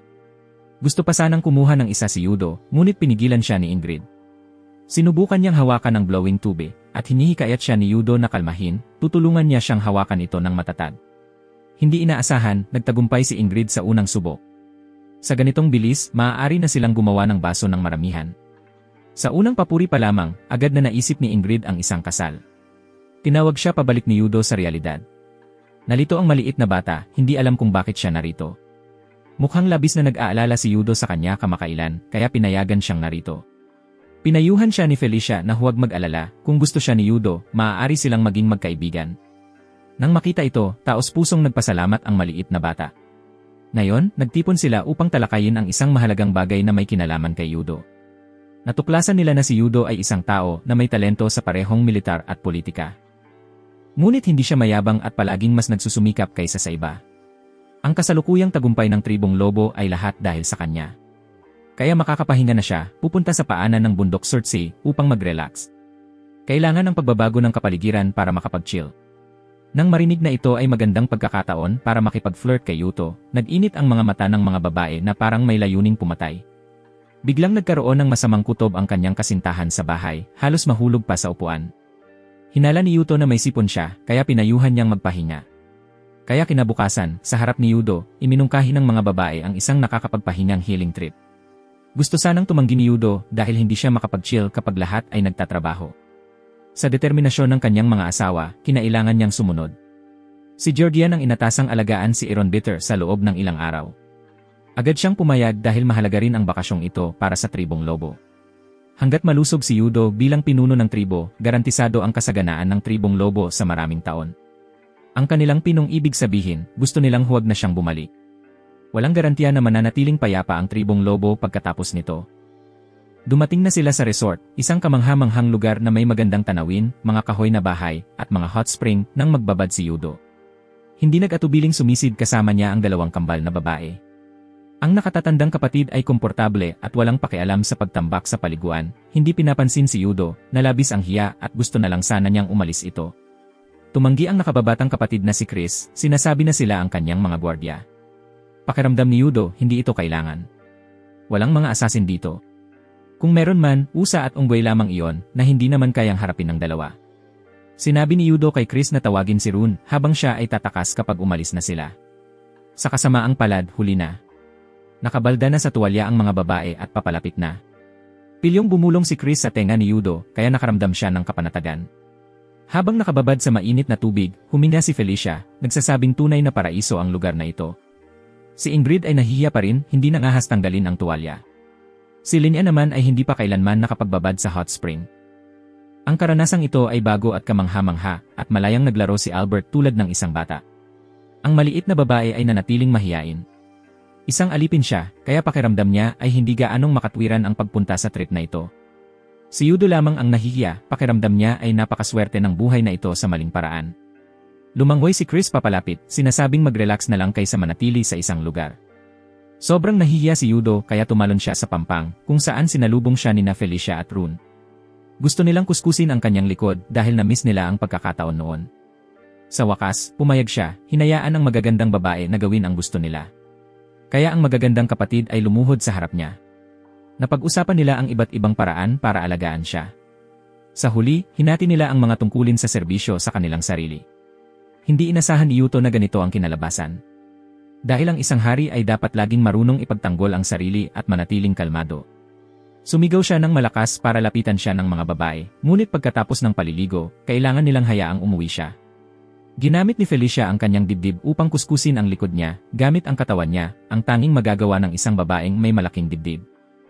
Dahil sinabi ni Felicia na kaya ni Rune tanggalin ang balat ng tao, ginamit ni Rune ang kanyang bibig para dilaan at alagaan ang mga paa ni Yudo. Sinita ni Yudo si Felicia sa pamimigay sa kanyang anak. Nakita nilang hindi nila matiis na matalo, kaya sabay-sabay na sumugod sina Linya at Ingrid. Ang pagkakaroon ng grupo ng mga babae na nakapaligid sa kanya ng ganito ay hindi na niya matiis, dahilan para magkaroon siya ng pagdurugo sa ilong at mawalan ng malay. Pagkagising niya, naalala niya ang lahat ng mga demonang babae. Depensa nila, sinasabing ginawa nila yon dahil gusto nilang suklian si Yudo. Kung nais na ni Yudo na bumalik, sa tingin nila ay dapat nilang gawin ang lahat ng makakaya nila habang may pagkakataon. Dahil narinig ito, pinayagan ni Yudo silang alagaan siya, ngunit kailangang buong-buo ang kanilang pananamit at panatilihing may distansya. Dahil pinahintulutan, nakaisip si Felicia ng bagong diskarte na ang masahe siya. Kaya muling sinamantala ng mga kaakit-akit na demonang babae ang pagkakataon, nagkalat sa kama. Ang maliit na alipin na babae ay natakpan lamang ang kanyang mukha sa hiya. Pagkatapos ng bakasyon, naisagawa na rin ang seremonya ng Holy Cup kasama ang kambal na babae. Sa unang pagkakataon sa kanyang buhay, nakita ni Yudo ang isang seremonyang napakaingay. Dumagsa si Linya upang batiin siya sa pagdagdag ng mga bagong miyembro sa pamilya. Ipinagbigay alam niya ang balita kay Yudo, buhay pa rin ang hangal na si Stinder. Gayunpaman, wala pa ring sinuman sa mundo na makakatalo kay Yudo. Nagawa na ni Ingrid ang bagong espada para kay Rune. Hawak ang espada, naalala ni Rune ang napakalakas na kapangyarihan ni Stinder. Nang makita ang hindi masayang mukha ni Rune, agad na nagreklamo si Ingrid. Sinubukan ni Rune ipaliwanag, ngunit irritable pa rin si Ingrid, iniisip na hindi niya gusto ang ginawa niya. Gusto ni Ingrid ng paliwanag mula kay Rune, kung hindi ay mag-iwan siya ng sama ng loob at hindi nagagawa ng mga sandata. Sa totoo lang, nagrereklamo si Rune na ang sandatang ito ay hindi ginawa ni Yudo. Gusto niya itong gawin ni Yudo para sa kanya. Palaging pinaalalahanan siya ng lumang katana ng pakiramdam na kasama niya si Yudo na pinoprotektahan siya. Natakot siyang kailanganin niyang lumaban nang wala ang kanyang proteksyon. Pumasok si Yudo dala ang isang hiling kay Ingrid. Nakita niya ang espada ni Rune. Bagaman medyo nasira sa hawakan, sa kabutihang palad ay buo pa rin ang talim. Gusto niyang ipaayos ito kay Ingrid. Nang makita ang pagbabalik ng espada, tuwang-tuwa si Rune, tumutulo ang luha. Sa palengke, nagtipon ang mga tao upang bumili at magbenta ng maramihan. Ipinakita para ibenta ang mga glass na ginawa nila. Inamin ni Ingrid ang isang katotohanan. Hindi siya makapag-concentrate kapag malapit si Yudo sa kanya. Dahil sa tagumpay ng paggawa ng glassware, magiging mas mayaman pa ang Wolf Tribe. Ang kahirapan 2 taon na ang nakalipas ay naging kwento na lamang. Gayunpaman, kulang pa rin ang Wolf Tribe sa mga talentong kailangan upang umunlad. Dinala ng maliit na alipin na si Effie ang mga inumin, ngunit hindi sinasadyang natapon sa damit ni Yudo. Taos-pusong humingi ng paumanhin ang maliit na babae. Hinaplos ni Yudo ang kanyang ulo upang aliwin siya. Lubos na nagpasalamat ang maliit na babae kay Yudo sa pagsagip sa kanya at sa kanyang ina. Gusto niyang magpasalamat sa pamamagitan ng paglilingkod. Inanyayahan siya ni Yudo na kumain ng isang piraso ng cake. Habang kumakain ng masarap na pagkain, napaiyak ang maliit na babae na naaalala ang masasayang sandali kasama ang kanyang mga magulang. Itinuro ni Yudo sa baba, gusto niyang subukan ang kakayahan ni Effie sa pagbasa. Lumabas na marunong nga ang maliit na babae, kaya dinala ni Felicia ang isang bungkos ng cake para sa kanya. May naisip si Yudo. Mag-organisa siya ng pagtuturo. Napakababa ng literacy rate sa Wolf Tribe. Kung hindi ito ayusin, magiging mahirap makahanap ng mga talentado. Kaya susubukan niyang turuan ang mga bata mula 7 hanggang 15 taong gulang, syempre, ganap na libre. Ang Wolf Tribe ang magbabayad sa mga guro, bibili ng mga libro, at magbibigay ng lugar gamit ang perang kinita sa paggawa ng glass. 2 taon na ang lumipas mula nang dumating siya. Ngayon, pinlano na niya pati ang mga bagay pagkatapos niyang umalis. Naalala ni Felicia ang panahong iyon, labis siyang nalungkot. Noong nakaraan, habang masayang naglalaro si Felicia kasama ang mga kabataang babae at nangingisda si Rune sa tubig, nakaupo si Yudo sa tabi ng isang batang lalaki na blonde. Napansin ng kapatid na ito na magandang tanawin ang nangyayari. Ipinakita ni Felicia ang isdang kakakuhang huli lamang niya. Binalaan ng batang lalaki si Yudo na kung nais niyang pakasalan si Felicia sa hinaharap, huwag siyang tumingin sa ibang babae. Malakas na tinutulan ni Yudo, sinabi niyang mayroon na siyang girlfriend. Hindi ito inalintana ng ibang lalaki at patuloy na nagbabala na kung paiyakinin niya ang kanyang kapatid, papatayin niya siya. Tumingin si Felicia sa kanila, kumaway at mumiti ng labis na masaya. Tinawag ng punong tribal ang lahat upang magtipon, pinupuri ang kanilang pagsusumikap sa nakaraang laban sa Claw Tribe. Lubos siyang ipinagmamalaki, ngunit dahil sa pabayan niyang pangunguna sa lahat papunta sa panganib, labis siyang nakaramdam ng guilt. Nang makita ang punong tribal na yumuko ang ulo, agad siyang hinarang ng kanyang kapatid, sinasabing ang pagkapanalo laban sa ganitong malakas na kaaway ay dahil sa pamumuno ng punong tribal. Sinabi ng punong tribal na huwag siyang magpanggap, ang kailangan ng Wolf Tribe ngayon ay isang batang tao, isang bagong malakas at tunay na punong tribal. Pagkatapos, ipinasa niya ang posisyon ng punong tribal ng Wolf Tribe kay Yudo. Nagulat si Yudo, malinaw niyang sinabi na babalik siya. Ninais ng punong tribal na bawiin ang kanyang salita, dahil nakita niyang si Yudo lamang ang makakaprotekta sa Wolf Tribe sa panahong ito. Gusto ni Yudo na tingnan ng punong tribal si kapatid Lopter, naramdaman niyang karapat-dapat din siyang maging punong tribal, kaya't lumingon siya sa kanya upang humingi ng kaalyado. Ngunit tumalikod si Lopter sa kanya, sinasabing tigilan na ni Yudo ang pagpapanggap. Nakikita niya na si Yudo ay nagpapanggap lamang na ayaw maging punong tribal at papayag lamang kapag nagmamakaawa ang kanyang ama. Nagtalo si Yudo, sinasabing tunay niyang ayaw nito. Ang maging punong tribal ay matagal ng pangarap ni Lopter. Ginawa na niya ang lahat upang protektahan si Felicia at ang mga tao. Para maging isang makapangyarihang bansa, hindi bababa sa ibang mga tribo. Naramdaman niya na malapit na siyang makumpleto, ngunit ang pangarap ay ninakaw ni Yudo. Nabaliw siya, hinugot ang kanyang espada upang saktan siya. Tumayo ang matandang punong tribal upang harangin ang suntok para kay Yudo. Umubo siya ng dugo at namatay. Naging parricide si kapatid Lopter. Hindi makapaniwala si Felicia sa kanyang nakita. Bago mamatay, iniwan ng punong tribal ang lahat ng bagay sa tribo kay Yudo. Nang mailigtas niya ang Wolf Tribe at umalis sa mundong ito, gusto niya na payagan ni Yudo si Lopter na maging punong tribal. Pagkatapos nitong sabihin, isinara niya ang kanyang mga mata. Naramdaman ni Yudo na lahat ay dahil sa kanya. Kung wala ang telepono, isa lamang siyang bata na hindi nakakaintindi sa damdamin ng iba. Ang isang tulad niya ay hindi karapat-dapat maging punong tribal. Tinawag siya ni Felicia upang gisingin mula sa panaginip. Narito na ang magkakambal na kapatid. Sinisi ng nakababatang kapatid si Albert dahil palaging gusto niyang makipagkita. Matapos ang isang pagtatanghal ng isa na naghahagis at ang isa ay humuhuli, dinala nila ang pangunahing impormasyon. Isang clan ng Claw Tribe, ang Notun, ay napasailalim ng mga nomad ng Black Panther mula sa Midgard Tribe. Ang tribo ng Black Panther ay may makapangyarihang kabalyerya. Nagre-reload sila ng mga bakal na palaso mula sa kabayo, winawasak ang buong Claw Tribe.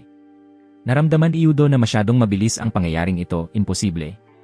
Bukod dito, may ibang tribo pa ba na makakagawa ng bakal bukod sa kanila?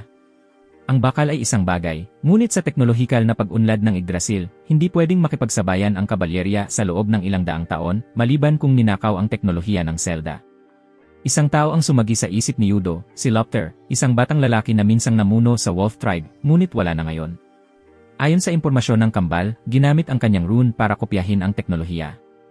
Alam din ni Felicia ang isang bagay, 2 linggo na ang nakalipas, nagpadala siya ng mensahe kay Felicia, hinihiling na iwanan siya ni Yudo at bumalik sa kanya, sinasabi na siya na ngayon ang punong tribal ng Black Panther Tribe. Hiningi rin ni Felicia na tanggapin ang lahat ng parusa para sa pagtatago ng lihim na ito, ipinangako niya na tapat lamang siya kay Yudo. Marahil galit pa rin si Lopter kay Yudo. Ngayon, magpapanggap si Yudo na hindi alam ang anumang bagay. Magpapadala siya ng liham para batiin si Lopter at magmungkahi ng alyansa. Magsusulat din si Felicia ng liham na tugon. Magpapatuloy ang kambal sa hiwalay nilang misyon. Paubos na ang baterya ng telepono ni Yuto. Tumawag siya sa kanyang kasintahan, tinanong kung kumusta ang kanyang araw. Mabilis niyang napansin na pilit na nagpapasaya si Yuto. Tunay nga, hindi niya maitatago ang kahit ano sa kanya. Hindi niya alam kung kakayanin ni Yuto na makipaglaban kay Lopter, sapagkat may damdamin pa rin siya. Pinangako ni Yuto na bilang punong tribal, kapag kinakailangan, kailangan niyang lumaban kahit sino pa ang kalaban. Sumulat si Felicia ng liham, sinabi na tanging sa kanyang kapatid lamang, si Yudo, siya tapat. Hindi tinanggap ni Lopter ang katotohanan, iniisip na nagpapanggap si Yudo bilang kapatid niya para sumulat ng liham. Akala niya, panahon na para bawiin ang kinuha ni Yudo sa kanya. Kinabukasan, inatak ng Black Panther Tribe ang Horn Tribe. Nakuha na nila ang bayan ng Merkver. Sa puntong ito, kailangan ng lumaban ni Yudo. Iniutos niya kay Felicia na ipatawag ang mga sundalo para protektahan ang Horn Tribe. Aabutin sila ng ilang araw bago makarating sa Merkver. Ngunit bago pa man sila makapagsama-sama, nauna na ang kalaban sa pag-atake. Gumamit ang kalaban ng hit and run na taktika na ginamit ni Yuto laban sa Claw Tribe, kaya hindi alam ni Yuto kung lalaban ba siya o hindi. Iminungkahi ni Felicia na maghintay kay Rune, ngunit hindi naghintay ang kalaban. Isang pag-ulan ng mga palaso ang dumiretso sa kanila, pinipilit silang magtago sa likod ng mga karwahe. Hindi makapaniwala si Felicia na kayang magtira ng kalaban mula sa ganitong layo. Kung hindi dahil sa metal na karwahe, marahil ay wala na sila. Hindi rin madaling makipaglaban sa panig ni Yuto, gamit ang mga crossbow bilang tugon. Nang makita ang kahirapan, umatras ang mga tropa ng kalaban. Napagtanto ni Yuto na sila ay mga panguna lamang. Kapag nakasama na ang pangunahing hukbo, doon magsisimula ang tunay na labanan. Nagbalik ang commander, iniulat ang sitwasyon kay Lopter. Ipinahayag niya ang lahat ng detalye. Sa loob lamang ng kalahating taon, nagawa na ni Yuto na paunlarin ang bansa sa ganitong kalawak na antas. Humanga ang babaeng kasama ni Lopter sa kabataan at talento niya. Nakita ni Lopter na ito ay hindi totoong talento ni Yuto, kundi isang trick lang ng Lord, kaya ngayon ay magiging kanyang larangan ang laban. Muling umatake ang kawan ng mga kabayo ng kalaban upang makipaglaban.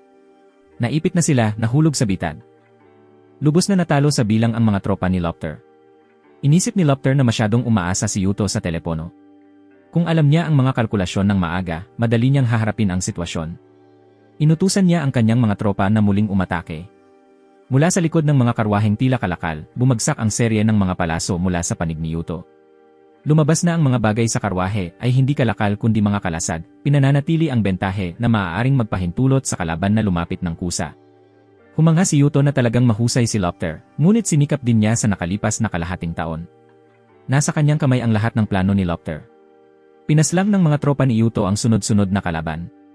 Inisip ni Yuto na kung mamamatay siya, tiyak na mapupunta siya sa impyerno. Payo ng babaeng nasa tabi ni Lopter na umatras, ngunit nanatiling matigas ang ulo niya. Nakita niya na maaari silang manalo kung gagamitin niya ang kapangyarihan niya. Agad na naunawaan ni si Jin. Iniulat sa Yuto na nagtitipon ang kalaban sa isang lugar.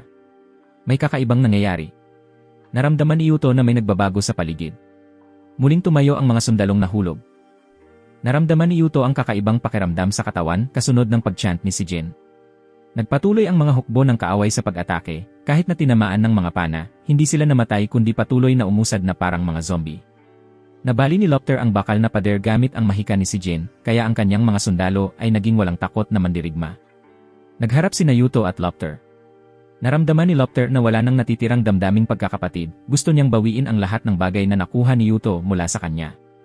Tumayo si Felicia para protektahan si Yuto, nakipagtalo kay Lopter dahil ngayon si Yuto lamang ang kanyang kapatid. Galit na galit, hinampas ni Lopter ang kanyang espada, pero pinalo ni Yuto para sa kanya. Hindi niya hinayaang hawakan ng kalaban ang kanyang kapatid na babae. Sa wakas, dumating si Rune, hindi niya hinayaang may manakit sa kanyang ama. Sa kabutihang palad, ang lahat ng kabayo ng kaaway ay umatras, pinilit si Lopter na magretiro. Nalaman na si Rune ay nakasakay sa kamelyo upang makarating, ayaw ng mga kabayo sa amoy ng kamelyo, kaya epektibo ito laban sa kavalriya. Humingi ng paumanhin si Felicia kay Yuto sa hindi niya pagprotekta sa kanya. Ngunit, sa kabila nito, mananatili pa rin siyang deputy ni Yuto. Ngayon, ang kailangan lamang pagtuunan ni Yuto ay ang kakaibang pakiramdam noong panahong iyon. Si Lopter ay nasisiyahan kasama ang kanyang subordinate na si Jin. Ikinwento ng babae ang sandaling iyon. Nakaharap si Yuto sa kanyang mahika at nakatiis. Ang mahika ng Gleipnir ang nagbuhol sa kanya. Alam ito ni Lopter dahil si Yuto ay galing sa ibang mundo. Nang marinig ito, labis na naging interesado si Jin. Hindi niya maintindihan kung paano iyon posible. Si Felicia ang nagsumon sa kanya rito, kaya naging isang napakalakas na kalaban para sa kanya. Noong umaga, labis na naramdaman ni Yuto ang lamig. Hinulaan niya na dumating na ang taglamig. Humihip ang hangin na nagdulot ng pag-angat ng palda ni Felicia. Ngunit hindi pinansin ni Yuto ang kanyang pambabaeng pang-akit, hinikayat lamang niya itong kumilos ng mabilis dahil malamig. Hindi nasiyahan si Felicia. Malinaw niyang sinubukan na ipakita sa kanyang kapatid ang isang mainit na eksena. Dahil napakalamig nitong umaga, inihanda ang opisina ni Yuto ng isang heater na nagdulot ng pakiramdam ng matinding araw ng tag-init sa kanyang kaluluwa. Inanyayahan ni Yuto si Felicia na umupo kasama siya habang pinapaliit ni Ingrid ang sukat ng upuan. Pagkapasok niya, nakaramdam si Felicia ng labis na kasiyahan. Ang heater na ito ay pinapainit ng uling, hindi kuryente, nakahawig ng mga lumang heater. Ang problema ay madali itong antukin habang nakaupo rito at nagtatrabaho. Ngunit bago pa man niya matapos ang sinabi, si Felicia na nakaupo sa tabi ay nakatulog na. Kinuha ni Yuto ang libro mula sa kanyang kamay, naisip na hindi rin masama ang magkaroon ng ganitong araw paminsan-minsan. Sa paaralan, tapos na ang klase. Ngayon, pauwi na ang lahat at masayang nag-uusap. Si Effie ay nanatiling nakaupo sa isang lugar, hindi makipag-usap sa mga kaibigan sa paligid. Masaya rin ang mga kambal na nakaupo sa tabi ng heater. Nagdala si Effie ng inumin. Nagsimulang magpahinga sandali ang grupo ni Yuto matapos ang trabaho. Inanyayahan ni Yuto si Effie na kumain ng cake. Naramdaman ng batang babae na hindi ito angkop dahil siya ay nagtatrabaho. Inanyayahan siya ni Yuto na magpahinga kasama nila. Magandang ideya ang magpahinga ng magkakasama. Hinila ni Albert ang kamay ng batang babae, iniimbitahan siyang sumali. Bagaman hindi siya makipagkaibigan, nang tanungin ni Yuto, nagkunwari pa rin ang batang babae na mabait sa kanya ang mga kaibigan. Kinabukasan, dumating sina Yudo at Chris sa paaralan upang obserbahan si Effie. Naramdaman ni Yudo na ito rin ay kanyang responsibilidad. Inisip ni Chris na siya ay isang ama na labis na nakatutok sa kanyang anak na babae, handang patayin ang sinumang lalaki na maglakas loob na mangakit sa kanyang anak. Agad niyang napansin na si Effie ay naiisa. Humingi si Chris ng pahintulot na makialam. Sama-sama silang nag-enroll ni Albert sa paaralan. Ayon sa pagpapakilala, ipinagpaliban ng dalawa ang kanilang kabataan upang magpakasipag bilang mga anak ni Yudo. Inaasahan ng guro na mabibigyan ng magandang pagtrato ang mga bagong estudyante. Pagkatapos ng kaunting gulo, pinili ni Chris ang isang upuan. Pinili niyang umupo sa tabi ni Effie. Habang nasa klase, patuloy na nag-uutos si Chris kay Effie na ikinainis ng estudyanteng nakaupo sa likod. Bumalik si Chris upang iulat na ang klase ay kontrolado ng isang school boss. Ang batang babae ay nagsabi sa ibang estudyante na baliwalain si Effie dahil kasama ni Yudo nang mag-enroll siya at tila malapit sa kanya.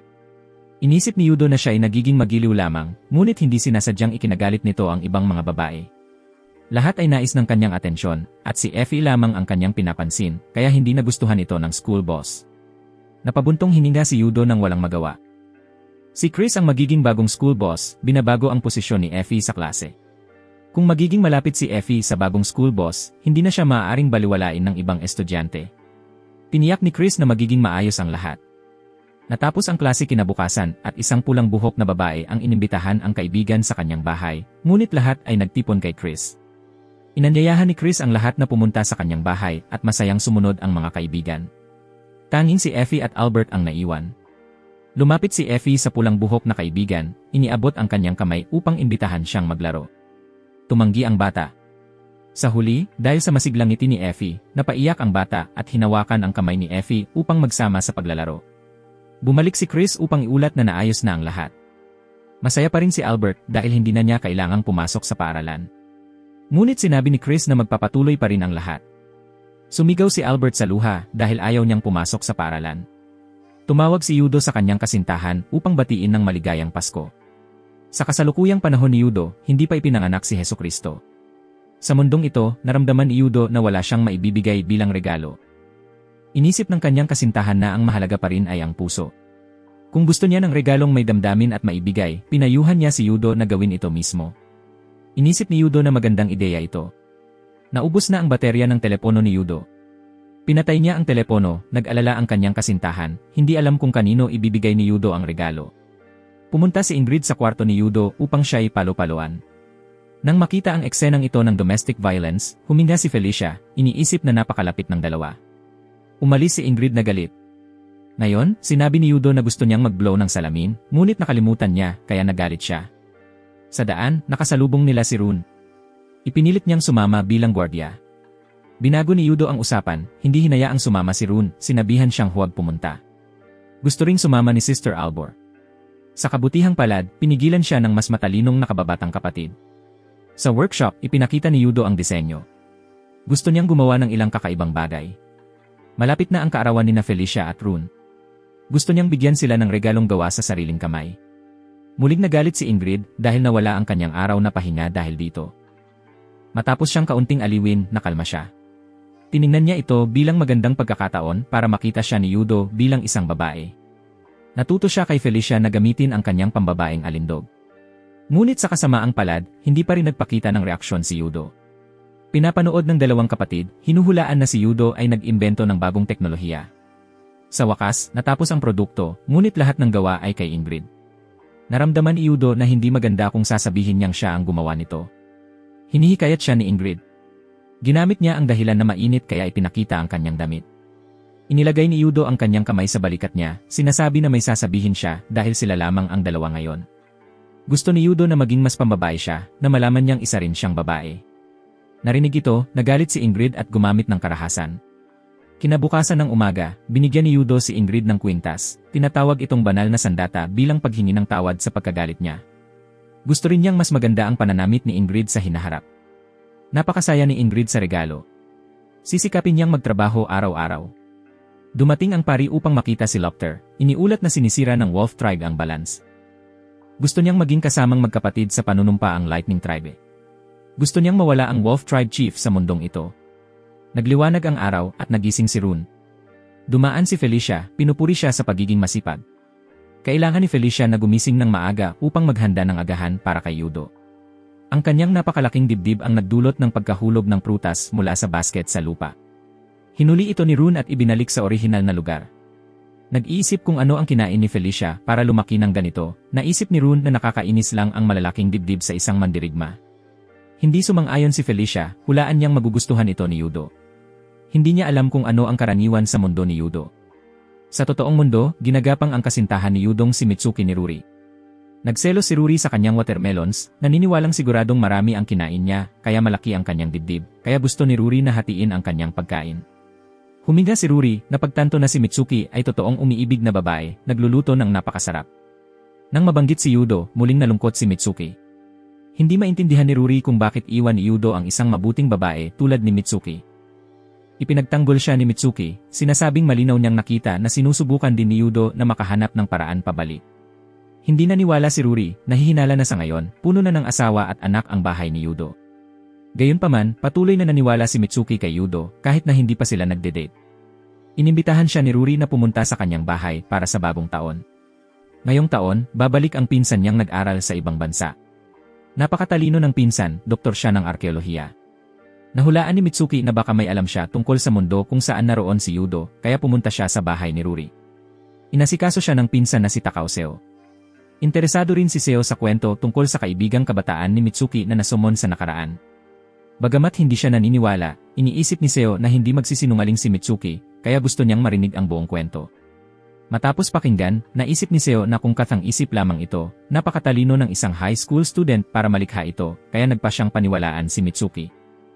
Gayunpaman, hindi mahulaan ni Saya kung saan napunta si Yudo. Mula sa paglalarawan, nakita ni Saya na ang lahat ng ito ay mga termino mula sa mitolohiyang Norse, ngunit may ilang salita na naiba sa kanyang pagkakaintindi. Nag-research din si Yudo ngunit walang natagpuan. Gayunpaman, may ilang pagkakapareho pa rin. Halimbawa, ang titulong Notorious Wolf ni Yudo ay isa ring pangalan para kay Fenrir, at ang punong tao ng Lightning Tribe ay may kaugnayan sa Diyos na si Thor. Gumamit si Yudo ng estratehiya ng Wild River upang labanan siya, iyon ang kwento ng dambuhalang ahas na si Jormungandr na nakipag-away kay Thor ng 3 beses. Sinasabi ng aklat na Edda na sa labanan ng Ragnarok, nilubog nito ang lupa sa baha, napakakasabay. Maging ang pangalan ni Yudo ay may kaugnayan sa labang ito. Sa alamat ng Ragnarok, may isang dambuhalang tao na tinatawag na itim na tao na pinamumunuan ang hukbo ng maspel na sakay ng kabayo, tumatawid sa tulay na Bifrost upang atakihin ang Asgard, isang dambuhalang apoy na sumisira sa mundo. Marahil ang pangalan na iyon ay pinaikling Surtur na maaaring nagmula sa Suyuyudo.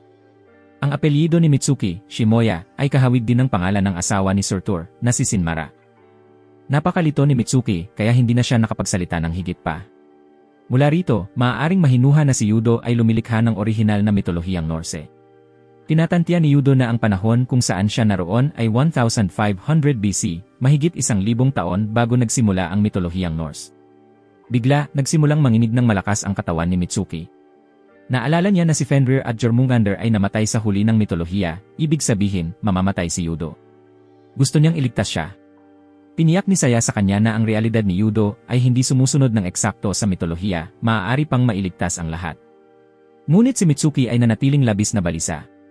Nang oras na umalis, sinabi ni Saya sa kanya na ang mitolohiyang Norse ay naipasa lamang sa pamamagitan ng oral na tradisyon, walang nakakaalam kung alin sa mga bahagi ang tama at alin ang hindi. Gusto niyang huwag mawala ng pag-asa si Mitsuki. Sa panahon ng Ragnarok, lahat ng tanikala at selyo ay naputol, at ang mga nakakulong ay pinalaya, masasabi ring si Yudo ay makakabalik. Susubukan ni Saya na alamin pa ang higit. Bumalik si Mitsuki sa bahay. May niebe na bumagsak, at nag-aalala si Yudo dahil hindi pa siya tinatawagan ni Mitsuki. Tinawag siya ni Scarfir. Umakyat sila at umupo, uminom ng alak, at nag-usap ng taos puso sa ilalim ng liwanag ng buwan. Gusto ni Yudo na bigyan siya ng isang matinding suntok. Naputol ang kanilang depensa sa labanan laban sa Black Panther Tribe dahil sa kanyang pag-aatubili, dahilan upang maraming tao ang magsakripisyo. Tinanggap niya ang lahat ng sisi. Inisip ni Scarfir na dahil sa pamumuno ni Yudo, kaunti lamang ang nasawi. Walang sinuman sa Wolf Tribe ang hindi nasiyahan. Gayunpaman, hindi mapatawad ni Yudo ang sarili. Sa ganitong kabiguan, iniisip pa rin niya ang lumang mundo. Pakiramdam niya, tunay siyang nabigong pinuno. Masyado pa siyang bata para tiisin ang ganitong bigat. Inimbitahan siya ni Scarfir na uminom. Sa susunod, tiyak na mananalo sila. Gusto niyang bantayan niya si Rune. Tanging si Rune, ang pinakamalakas na wolf, ang makakatapat kay Stinder. Narinig ni Rune sa labas ang lahat ng ito. Dumaan si Felicia, napansin siyang parang taong walang kaluluwa. Gusto ni Felicia hingin ang tulong ni Rune sa isang bagay. Nagpahayag si Linian ng regalo para kay Yudo bilang pasasalamat at punuin ito ng dasal para sa kapayapaan. Gusto nilang gumawa ng balabal para sa kanya ng magkakasama. Patuloy na hinatulan ni Lopter si Yudo dahil inisip niyang ginamit nito ang kanyang ama bilang panangga. Ayaw niya na umiiral si Yudo. Maingat na lumapit si Jen at mahinahong hinaplos ang noo niya. Tinawag ni Mitsuki si Yudo upang batiin siya ng manigong bagong taon. Gusto niyang siya ang unang makausap ni Yudo sa bagong taon na ito. Iyon din ang dahilan kung bakit hindi siya sumagot nang tawagan siya ni Yudo kanina. Ikinalatag niya kay Yudo ang nangyari ngayong araw sa bahay ni Sia. Nagselos si Yudo, gusto niyang tiyakin na mga babae lamang ang nakipag-ugnayan sa kanya ngayon. Inisip ni Mitsuki na mabubuting tao ang lahat doon. May isa pang mahalagang bagay na gusto niyang sabihin, ngunit wala ng baterya ang telepono ni Yudo. Gusto lamang niyang malaman kung lalaki o babae ang kamag-anak ni Ruri. Hinikap ni Mitsuki ang telepono, maganda ang buwan ngayong gabi. Tinawag niyang hangal si Yudo, pagkatapos ay lumuha, hindi maintindihan kung bakit hindi niya ito mauunawaan. Sa panig na ito, hindi alam ni Yudo ang nangyayari sa kanyang kasintahan. Hindi rin niya sinabi kung lalaki o babae ang kamag-anak. Nang makita si Yudo sa daan, iginiit ng kambal na sumama sa kanya. Tahimik ang gabi dito. Pagkatapos niyang sabihin ito, nakita nila ang isang babae na napapaligiran ng grupo ng mga lalaki. Matapang pa rin ang babae, sinasabi na marumi at ulol ang lugar na ito. Kailangan lumabas ni Yudo upang makialam. Agad namang natigilan ang mga tulisan, lumuhod at nagpakita ng paggalang. Lumiko ang babae. Siya si Mitsuki. Sa ilalim ng maliwanag na sinag ng buwan, iniunat ni Mitsuki ang kanyang mga braso. Ang banal na emperador si Godrifa, siya ang tunay na tagapagmana ng banal na kaharian ng Asgarar. Nanalangin siya sa buwan, ang pinagmumulan ng isang smegin, para sa masaganang ani ngayong taon, humihiling ng kasaganaan at walang hanggan para sa kaharian. Pagkatapos, nagtanong siya kung sino ang magbabalita ng manigong bagong taon sa kanya ngayong taon. Matapos ang isang gabi ng paglalakad, bumalik si Yudo. Sinalubong siya ni Felicia sa pintuan. Medyo inis siya dahil dapat siya ang nagbabantay kay Yudo. Ngunit kamakailan si Chris ang gumagawa nito. Iminungkahi ni Yudo na maghanda ng isa pang kwarto dahil dumating si Mitsuki. Nagulat din si Felicia, ngunit siya ay isang taong katulad lamang ni Mitsuki. Ang tunay niyang pagkakakilanlan ay ang anak ng isa sa 3 dakilang pamilya ng banal na kaharian ng Asgarar, prinsesa ng tribong Jorl, si Liefa. Tahimik siyang naglalakbay, ngunit dahil alam ni Yudo, mas mabuti na lang nahayaan siyang manatili bilang panauhin. Nagmasid-masid ang babae sa paligid na may kalituhan, nagbuntong hininga na mas kahawig ng basurahan ang lugar kaysa sa inaakala niya. Bagamat hindi kasing ganda ng palasyo ng hari ang lugar na ito, nangako si Felicia na tatanggapin siya ng buong puso. Ipinahayag ni Liefa ang kanyang kagustuhang maglakad-lakad. Babalik si Chris sa panuluyan upang iulat ang sitwasyon sa kanyang mga gwardiya. Dahil umalis siya nang hindi nagpapaalam, matagal nang sumusunod at nagmamasid si Rune mula sa malayo. Bagamat hindi napansin ni Yuto, mas maalam pa rin si Chris. Inisip ni Rune na mabuti rin ito. Kung malalaman ng kanyang ama na siya ang nagbabantay sa kanya, natatakot siyang hindi magiging maayos ang kanyang pakiramdam. Ayon kay Rune, napakalakas ng babaeng ito na si Liefa. Kahit mabigla siya, hindi kayang talunin ni Chris. Bagamat malakas si Liefa, nakikita pa rin siya ni Rune bilang hindi paganap, tulad ng isang magaspang na diamante na hindi pa napapakinis. Hindi siya simpleng prinsesa lang, ngunit hindi inisip ni Rune na magiging banta siya kay Yudo. Namamangha si Liefa sa tanawin, nahihirapang paniwalaan na si Yudo ang tinaguriang itim na lalaki. Kinabukasan ng umaga, nagdulot si Liefa ng gulo sa pandayan, iginiit na makapasok siya. Sinubukang pigilan siya ng mga gwardiya, ngunit hindi siya nakinig. Dumating si Yudo, sinasabi sa kanya na kailangang panatilihing lihim ang lugar mula sa ibang tribo, kaya hindi siya makakapasok. Tumingin si Yudo sa mukha ni Liefa, nakapareho ng kanyang kasintahan, at nag-alinlangan sandali. Binuksan ni Ingrid ang pinto, lumabas at nakita ang isang mukha na eksaktong katulad ni Mitsuki. Hindi rin siya nagulat. Hindi niya inaasahan na narito rin ang kanyang kaibigan. Ipinaliwanag ni Yuto na hindi ito si Mitsuki. Nang makita ang kilalang panday na si Ingrid mula sa mga sabi-sabi, mabilis na tumakbo si Liefa upang hawakan ang kanyang kamay. Ito na ang 2 beses na nagkamali ang prinsesang ito sa pagkakakilanlan. Hindi niya maintindihan kung saan nanggaling si Mitsuki. Kailangan ni Yudo na baguhin ang paksa, sinasabi na medyo malayo pa si Mitsuki. Tinanong naman ni Liefa tungkol sa sinabi ni Ingrid tungkol sa pagdating ni Mitsuki sa mundong ito. Kailangan ni Yuto na ibunyag ang katotohanan na siya ay nagmula sa ibang mundo. Noong panahong iyon, tumingin siya sa isang banal na salamin na gawa sa elemental copper, at doon siya dinala sa mundong ito habang isinasagawa ni Felicia ang isang malalim na banal na spell na tinatawag na Glape malapit sa kanya. Nahulaan ni Liefa na sa mundong ito ay may isa ring elemental copper mirror. Nagulat si Yuto sa kanyang kaalaman. Magaling ang imperyo niya sa pagsasaliksik ng elemental copper at mahiwagang mahika. Nasasabik si Yuto na malaman pa ang iba, ngunit nais muna ni Liefa na mapunan ang kanyang gutom. Kinuha niya ang isang hamburger at mumiti habang kinakain ito ng sabik, naisip na napakasarap ng putahe. Matapos silang mabusog, nagsimula ng mag-usap ang lahat. Naghahanap si Yuto ng paraan upang makabalik. Tumingin si Liefa kay Felicia, at hindi niya naramdaman na naglalabas ito ng gaanong banal na kapangyarihan, mas mababa pa sa isang mage. Hindi rin sapat ang kapangyarihan ni Felicia para magsumo ng isang tao, lalo na para sa twin mirrors. Si Liefa rin ay isang mage, ang pinakamahusay sa Yggdrasil. Naghahanap din si Yuto ng kilalang mga mage, ngunit hindi niya nakita ang pangalan ni Liefa. Ipinakita ni Liefa ang kanyang kakayahan sa pamamagitan ng pagbibigay ng spell na nagpigil kay Yuto sa pagdalaw. Ipinapakita lang niya ang kanyang kapangyarihan. Tulad ni Stinther, mayroon din siyang 2 runa. Nagulat si Felicia na sa mundong ito ng Yggdrasil, may isa pang tao na may 2 runa. Sa unang araw pa lang niya rito, naipakita na ang pagkakakilanlan ni Liefa. Sa katunayan, siya ang 13 banal na emperador ng banal na kaharian ng Asgard, si Sigurdrifa. Kumalinga si Felicia, humihingi ng paumanhin sa kanyang kakulangan ng kaalaman. Humingi rin ng paumanhin si Yuto, nagmamakaawa na palayain siya mula sa spell ng immobilization. May dalawang pangunahing uri ng spell, ang may internal effect at ang may external effect. Ginamit niya ang racing spell na may internal effect. Kailangan ng isang external effect spell para matanggal ito, ngunit mahina siya sa external spells kaya hindi niya alam kung paano palayain. Magwawakas din ang kanyang spell paglipas ng isang linggo.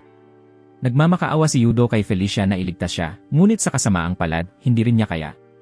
Tanging sisigin, ang mangkukulam ng Myogar, ang makakagawa, iyon sisigin mula sa Black Panther tribe. Maaari niyang gamitin ang Femblevetter, isang spell na nagtatanggal ng lahat mula sa anumang tali. Kaya iyon ang dahilan ng labanan na iyon. Noong gabing iyon, tumawag si Yudo kay Mitsuki, sinasabi sa kanya ang tungkol sa pagkikita ng isang tao na napakakahawig niya na nagngangalang Liefa. Nagulat si Mitsuki, naramdaman niyang pamilyar ang pangalan. Matapos sabihin ni Liefa, nalaman ni Yudo kung paano makakabalik. Ipinilit ni Mitsuki na marinig ang mga detalye. Ang tanging tao na makakabuwag sa spell para kay Yudo ay ang kalaban, si Jin. Inisip ni Mitsuki na kailangan lang nilang makahanap ng iba pang may katulad na spell. Sabik si Mitsuki sa araw na babalik si Yudo. Ngayon, ginanap ni Yudo ang selebrasyon ng bagong taon. Pagkatapos ng seremonya, dinala ni Felicia ang isang kapa. Isinuot ito ni Yudo.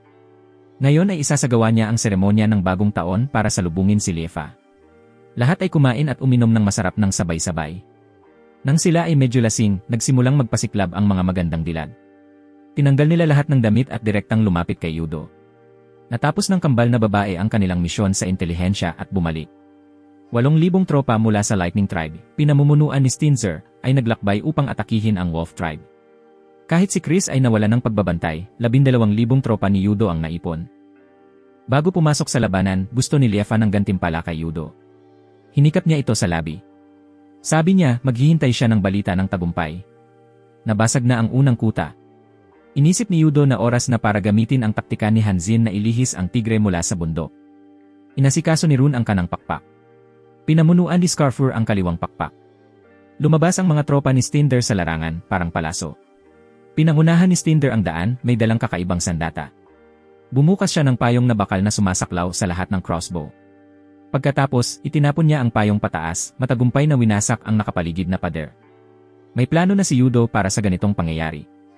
Nang makita niyang masyadong mabilis ang pagsulong ng Lightning Tribe, nagsimulang magduda si Felicia. Ang mga tropa ng Lightning Tribe ay may mga sandatang bakal din. Posible na may kolaborasyon ang Lightning Tribe at Black Panther Tribe. Nabasag ang pangalawang linya ni Yudo.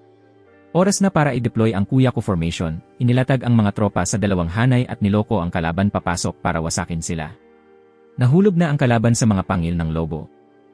Hindi pa rin umatras si Stinder, inutusan ang lahat ng tropa na umabante. Lumitaw si Rune, tinusok at nasugatan ang kabayo ni Stinder.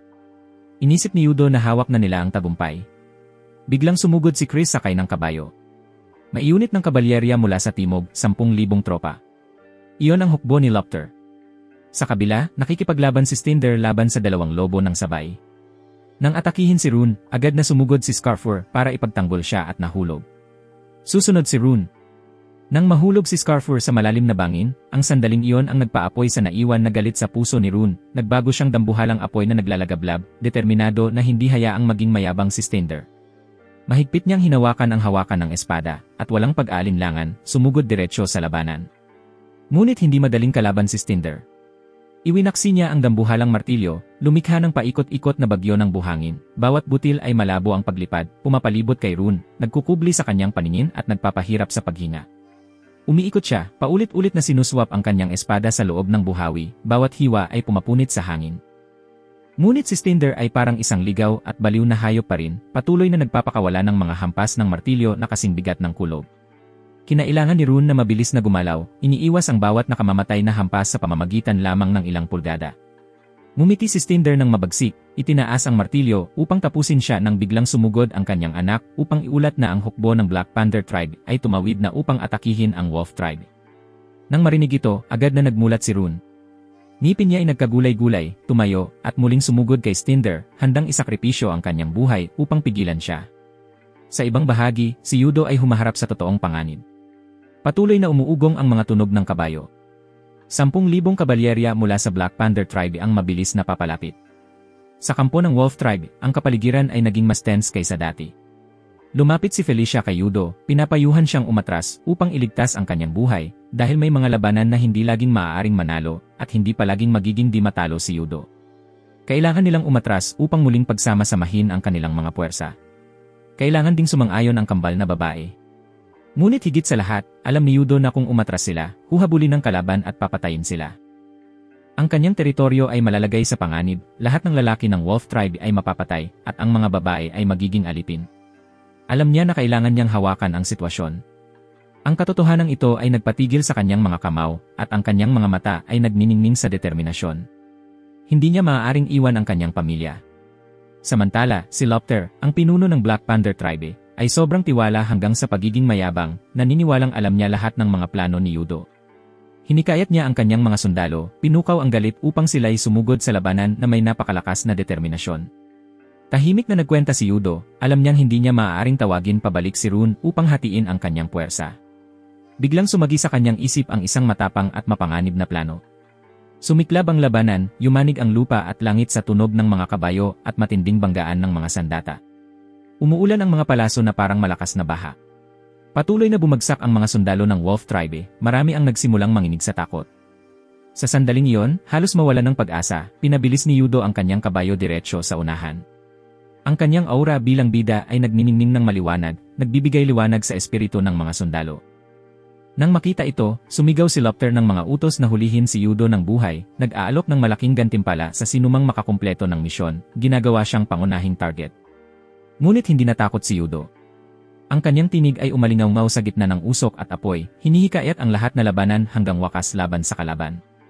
Ang mga salita niya ay tumunog na parang kulob, nagpapaliyab ng tapang sa puso ng bawat isa.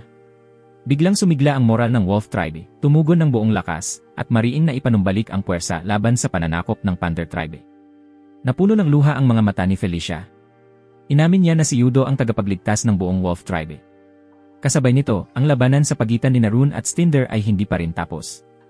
Si Rune ay pagod na, ang katawan ay halos wala ng lakas, habang si Stinder ay parang isang baliw na tigre, mas nagiging masigla sa tuwing nakikipaglaban. Habang siya ay na-distract ng mga sigawan ng tagumpay mula sa malayo, biglang sumugod si Stinder para sa isang sneak attack. Isang nakakatakot na hampas ng martilyo ang tumama, na nagpatumba sa kanya pabalik.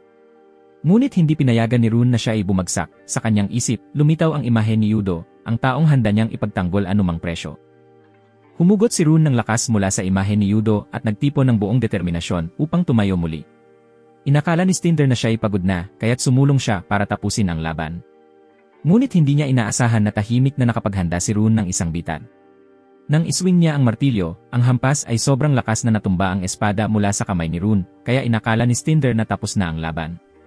Ngunit sa napakahalagang sandali, bumalik sa may-ari ang kanyang espada. Umikot si Rune, ginamit ang isang flick na nagbalik sa espada, at tumusok ito ng diretsyo sa tiyan ni Stinder. Lumaki ang mga mata niya sa matinding sakit. Umunlad ang mga hiyawan sa buong larangan ng labanan, tanda na matagumpay ang plano ni Yudo. Ang Panther Tribe ay naitulak sa isang bitag na kamatayan. Hawak ang kanyang sugat, inamin ni Stinder ang pagkatalo at umatras. Agad na hinanap ni Rune si Scarfer. Sa kabutihang palad, buhay pa rin siya matapos ang mabagsik na pagbagsak. Samantala, ang mga tropa ng Panther Tribe ay nagkalat at tumatakas, habang si Lopter ay nagingit-ngit dahil sa kabiguan. Iniutos niya kay si Jin na linisin ang daraanan, at agad siyang sumugod kay Yudo. Inihataw niya ang kanyang espada, hiniwa ang hangin, ngunit napigilan ito ni Felicia sa oras, kahit na siya ay tumalsik ng malayo. Humiling si Felicia kay Lopter na huminto, habang sumisigaw kay Yudo na umatras. Ngunit siya'y tumawa, binabati ko si Yudo bilang isang walang silbing duwag. Nagbato ng mahina na mahika si Jin upang suportahan siya, ngunit ubos na ang kanyang lakas. Ang spell ay isang mahina lamang na baga. Sumugod si Lopter para umatake, ngunit hinarang siya ni Yudo, na nagulat siya. Tumingin si Yudo sa kanya, sinasabing pagod na siyang palaging pinoprotektahan ng iba.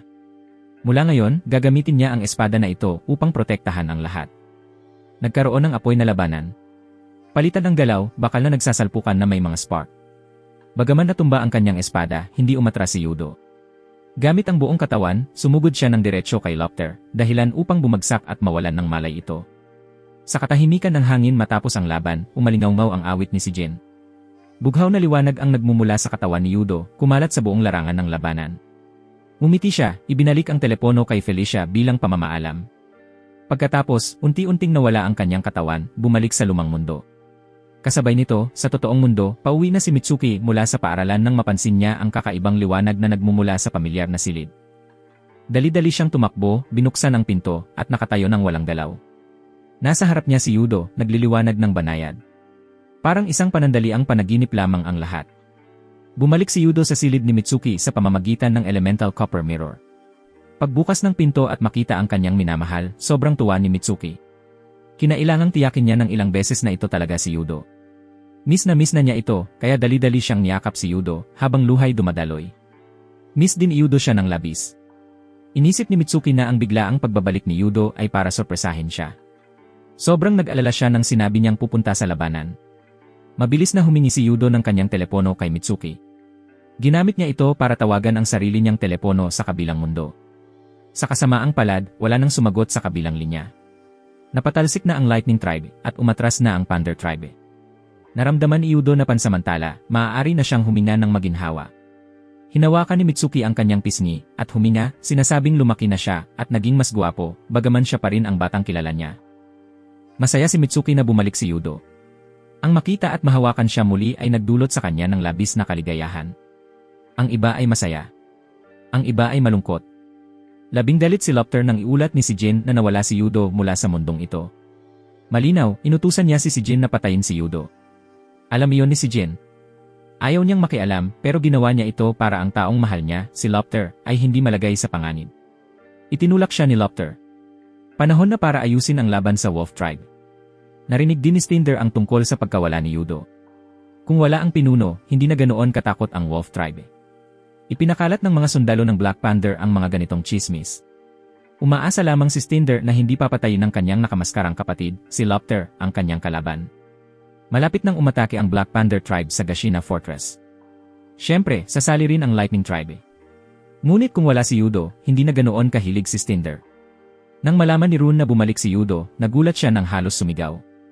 Isang napakaseryosong bagay ito. Kailangan niya ng paliwanag.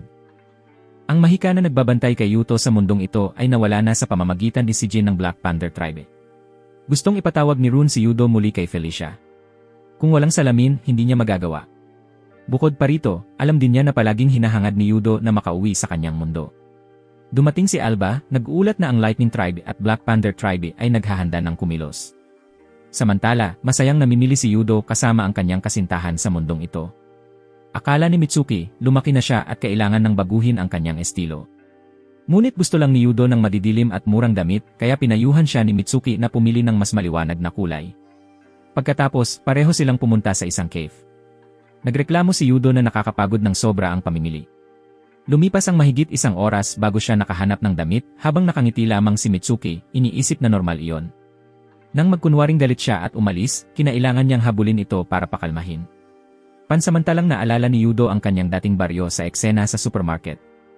Nang makita niyang hindi bumibili si Mitsuki upang makatipid, hinikayat niya itong pumili ng gusto niya, sinasabi na sa kanya, siya palagi ang pangunahing prioridad. Tumugon lamang si Mitsuki sa isang simpleng hiling. Gusto niyang pumili si Yudo ng hairpin para sa kanya, para madala niya ito kahit saan. Ano man ang ibigay niya, magugustuhan niya ito. Magkahawak kamay silang dalawa ng may pagmamahalan. Sa larangan ng digmaan, abala si Rune at Felicia sa paghahanda para sa panibagong labanan. Kahit sugatan, nagpasya si Rune na pumunta sa unahan. Nawala na si Yudo sa Wolf Tribe.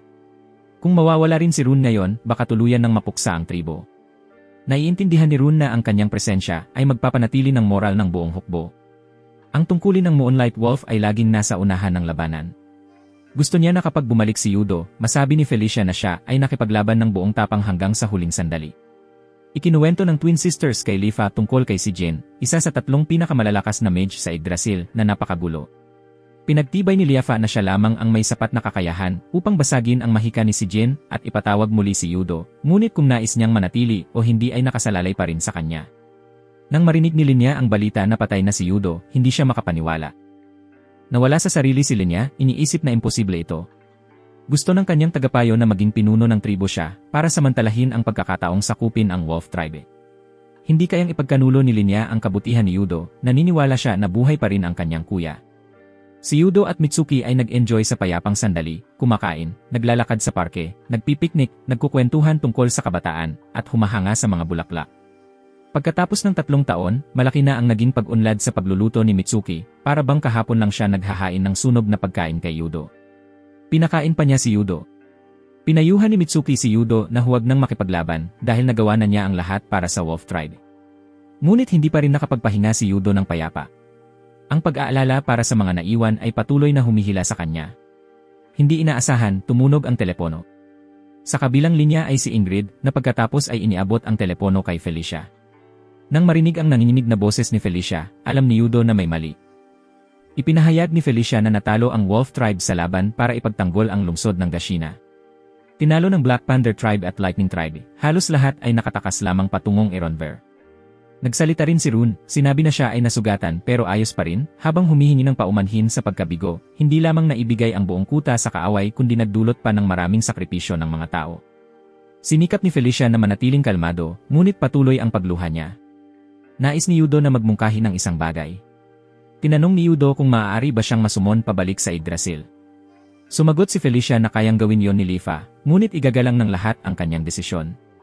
Dahil pamilya ang lahat, nais nilang maging masaya si Yudo. Umuyak si Felicia, niyakap ng mahigpit ni Rune upang aliwin siya. Pagkatapos ng ilang sandali ng pag-iisip, pinili ni Yudo na manatili. Pagkatapos, inimbitahan ni Mitsuki si Yudo sa templo kung saan siya unang nadala. Dito, ipinahayag niya na alam niyang nananabik pa rin si Yudo na bumalik sa Yggdrasil. Nagulat si Yudo, nag-aalala na baka masaktan siya dahil dito. Ngunit mumiti lamang si Mitsuki at pinayuhan siya na gawin ang tunay niyang ninanais. Hindi tumigil doon, nagpa siya rin siyang sumama sa mundo na yon kasama niya. Kahit alam nilang maaaring hindi na sila makabalik. Pinatotohanan niya na hindi niya kayang mabuhay nang wala siya. Dahil mahal niya si Yudo, ayaw niyang muling magkahiwalay. Pinag-isipan niya ito ng maigi. Hindi niya matiis ang hinaharap na wala ang taong minamahal niya. Sa ilalim ng sinag ng buwan, matapang na nag-propose si Yudo kay Mitsuki. Sinabi niyang hindi niya inasahan na iiwan niya ang kanyang mundo. Ngunit kung siya ang magiging asawa niya, magiging iba ang lahat. Namula si Mitsuki, pinipigilang umiyak habang sumasagot. Nangako si Yudo na hinding-hindi niya siya iiwan. Nagyakap at naghalikan sila sa ilalim ng sinag ng buwan, sa kasabay na pumasok sa pintuan patungong Yggdrasil. Napakaganda ng buwan ngayong gabi. Nagbahagi sila ng masidhing halik. Bumalik si Yudo sa lugar na yon sa gitna ng palakpakan ng lahat. Nakilala ni Mitsuki si Liafa, ang babaeng eksaktong kamukha niya. Naisip ni Rune na napakapalad na tinawag ni Felicia si Yudo pabalik.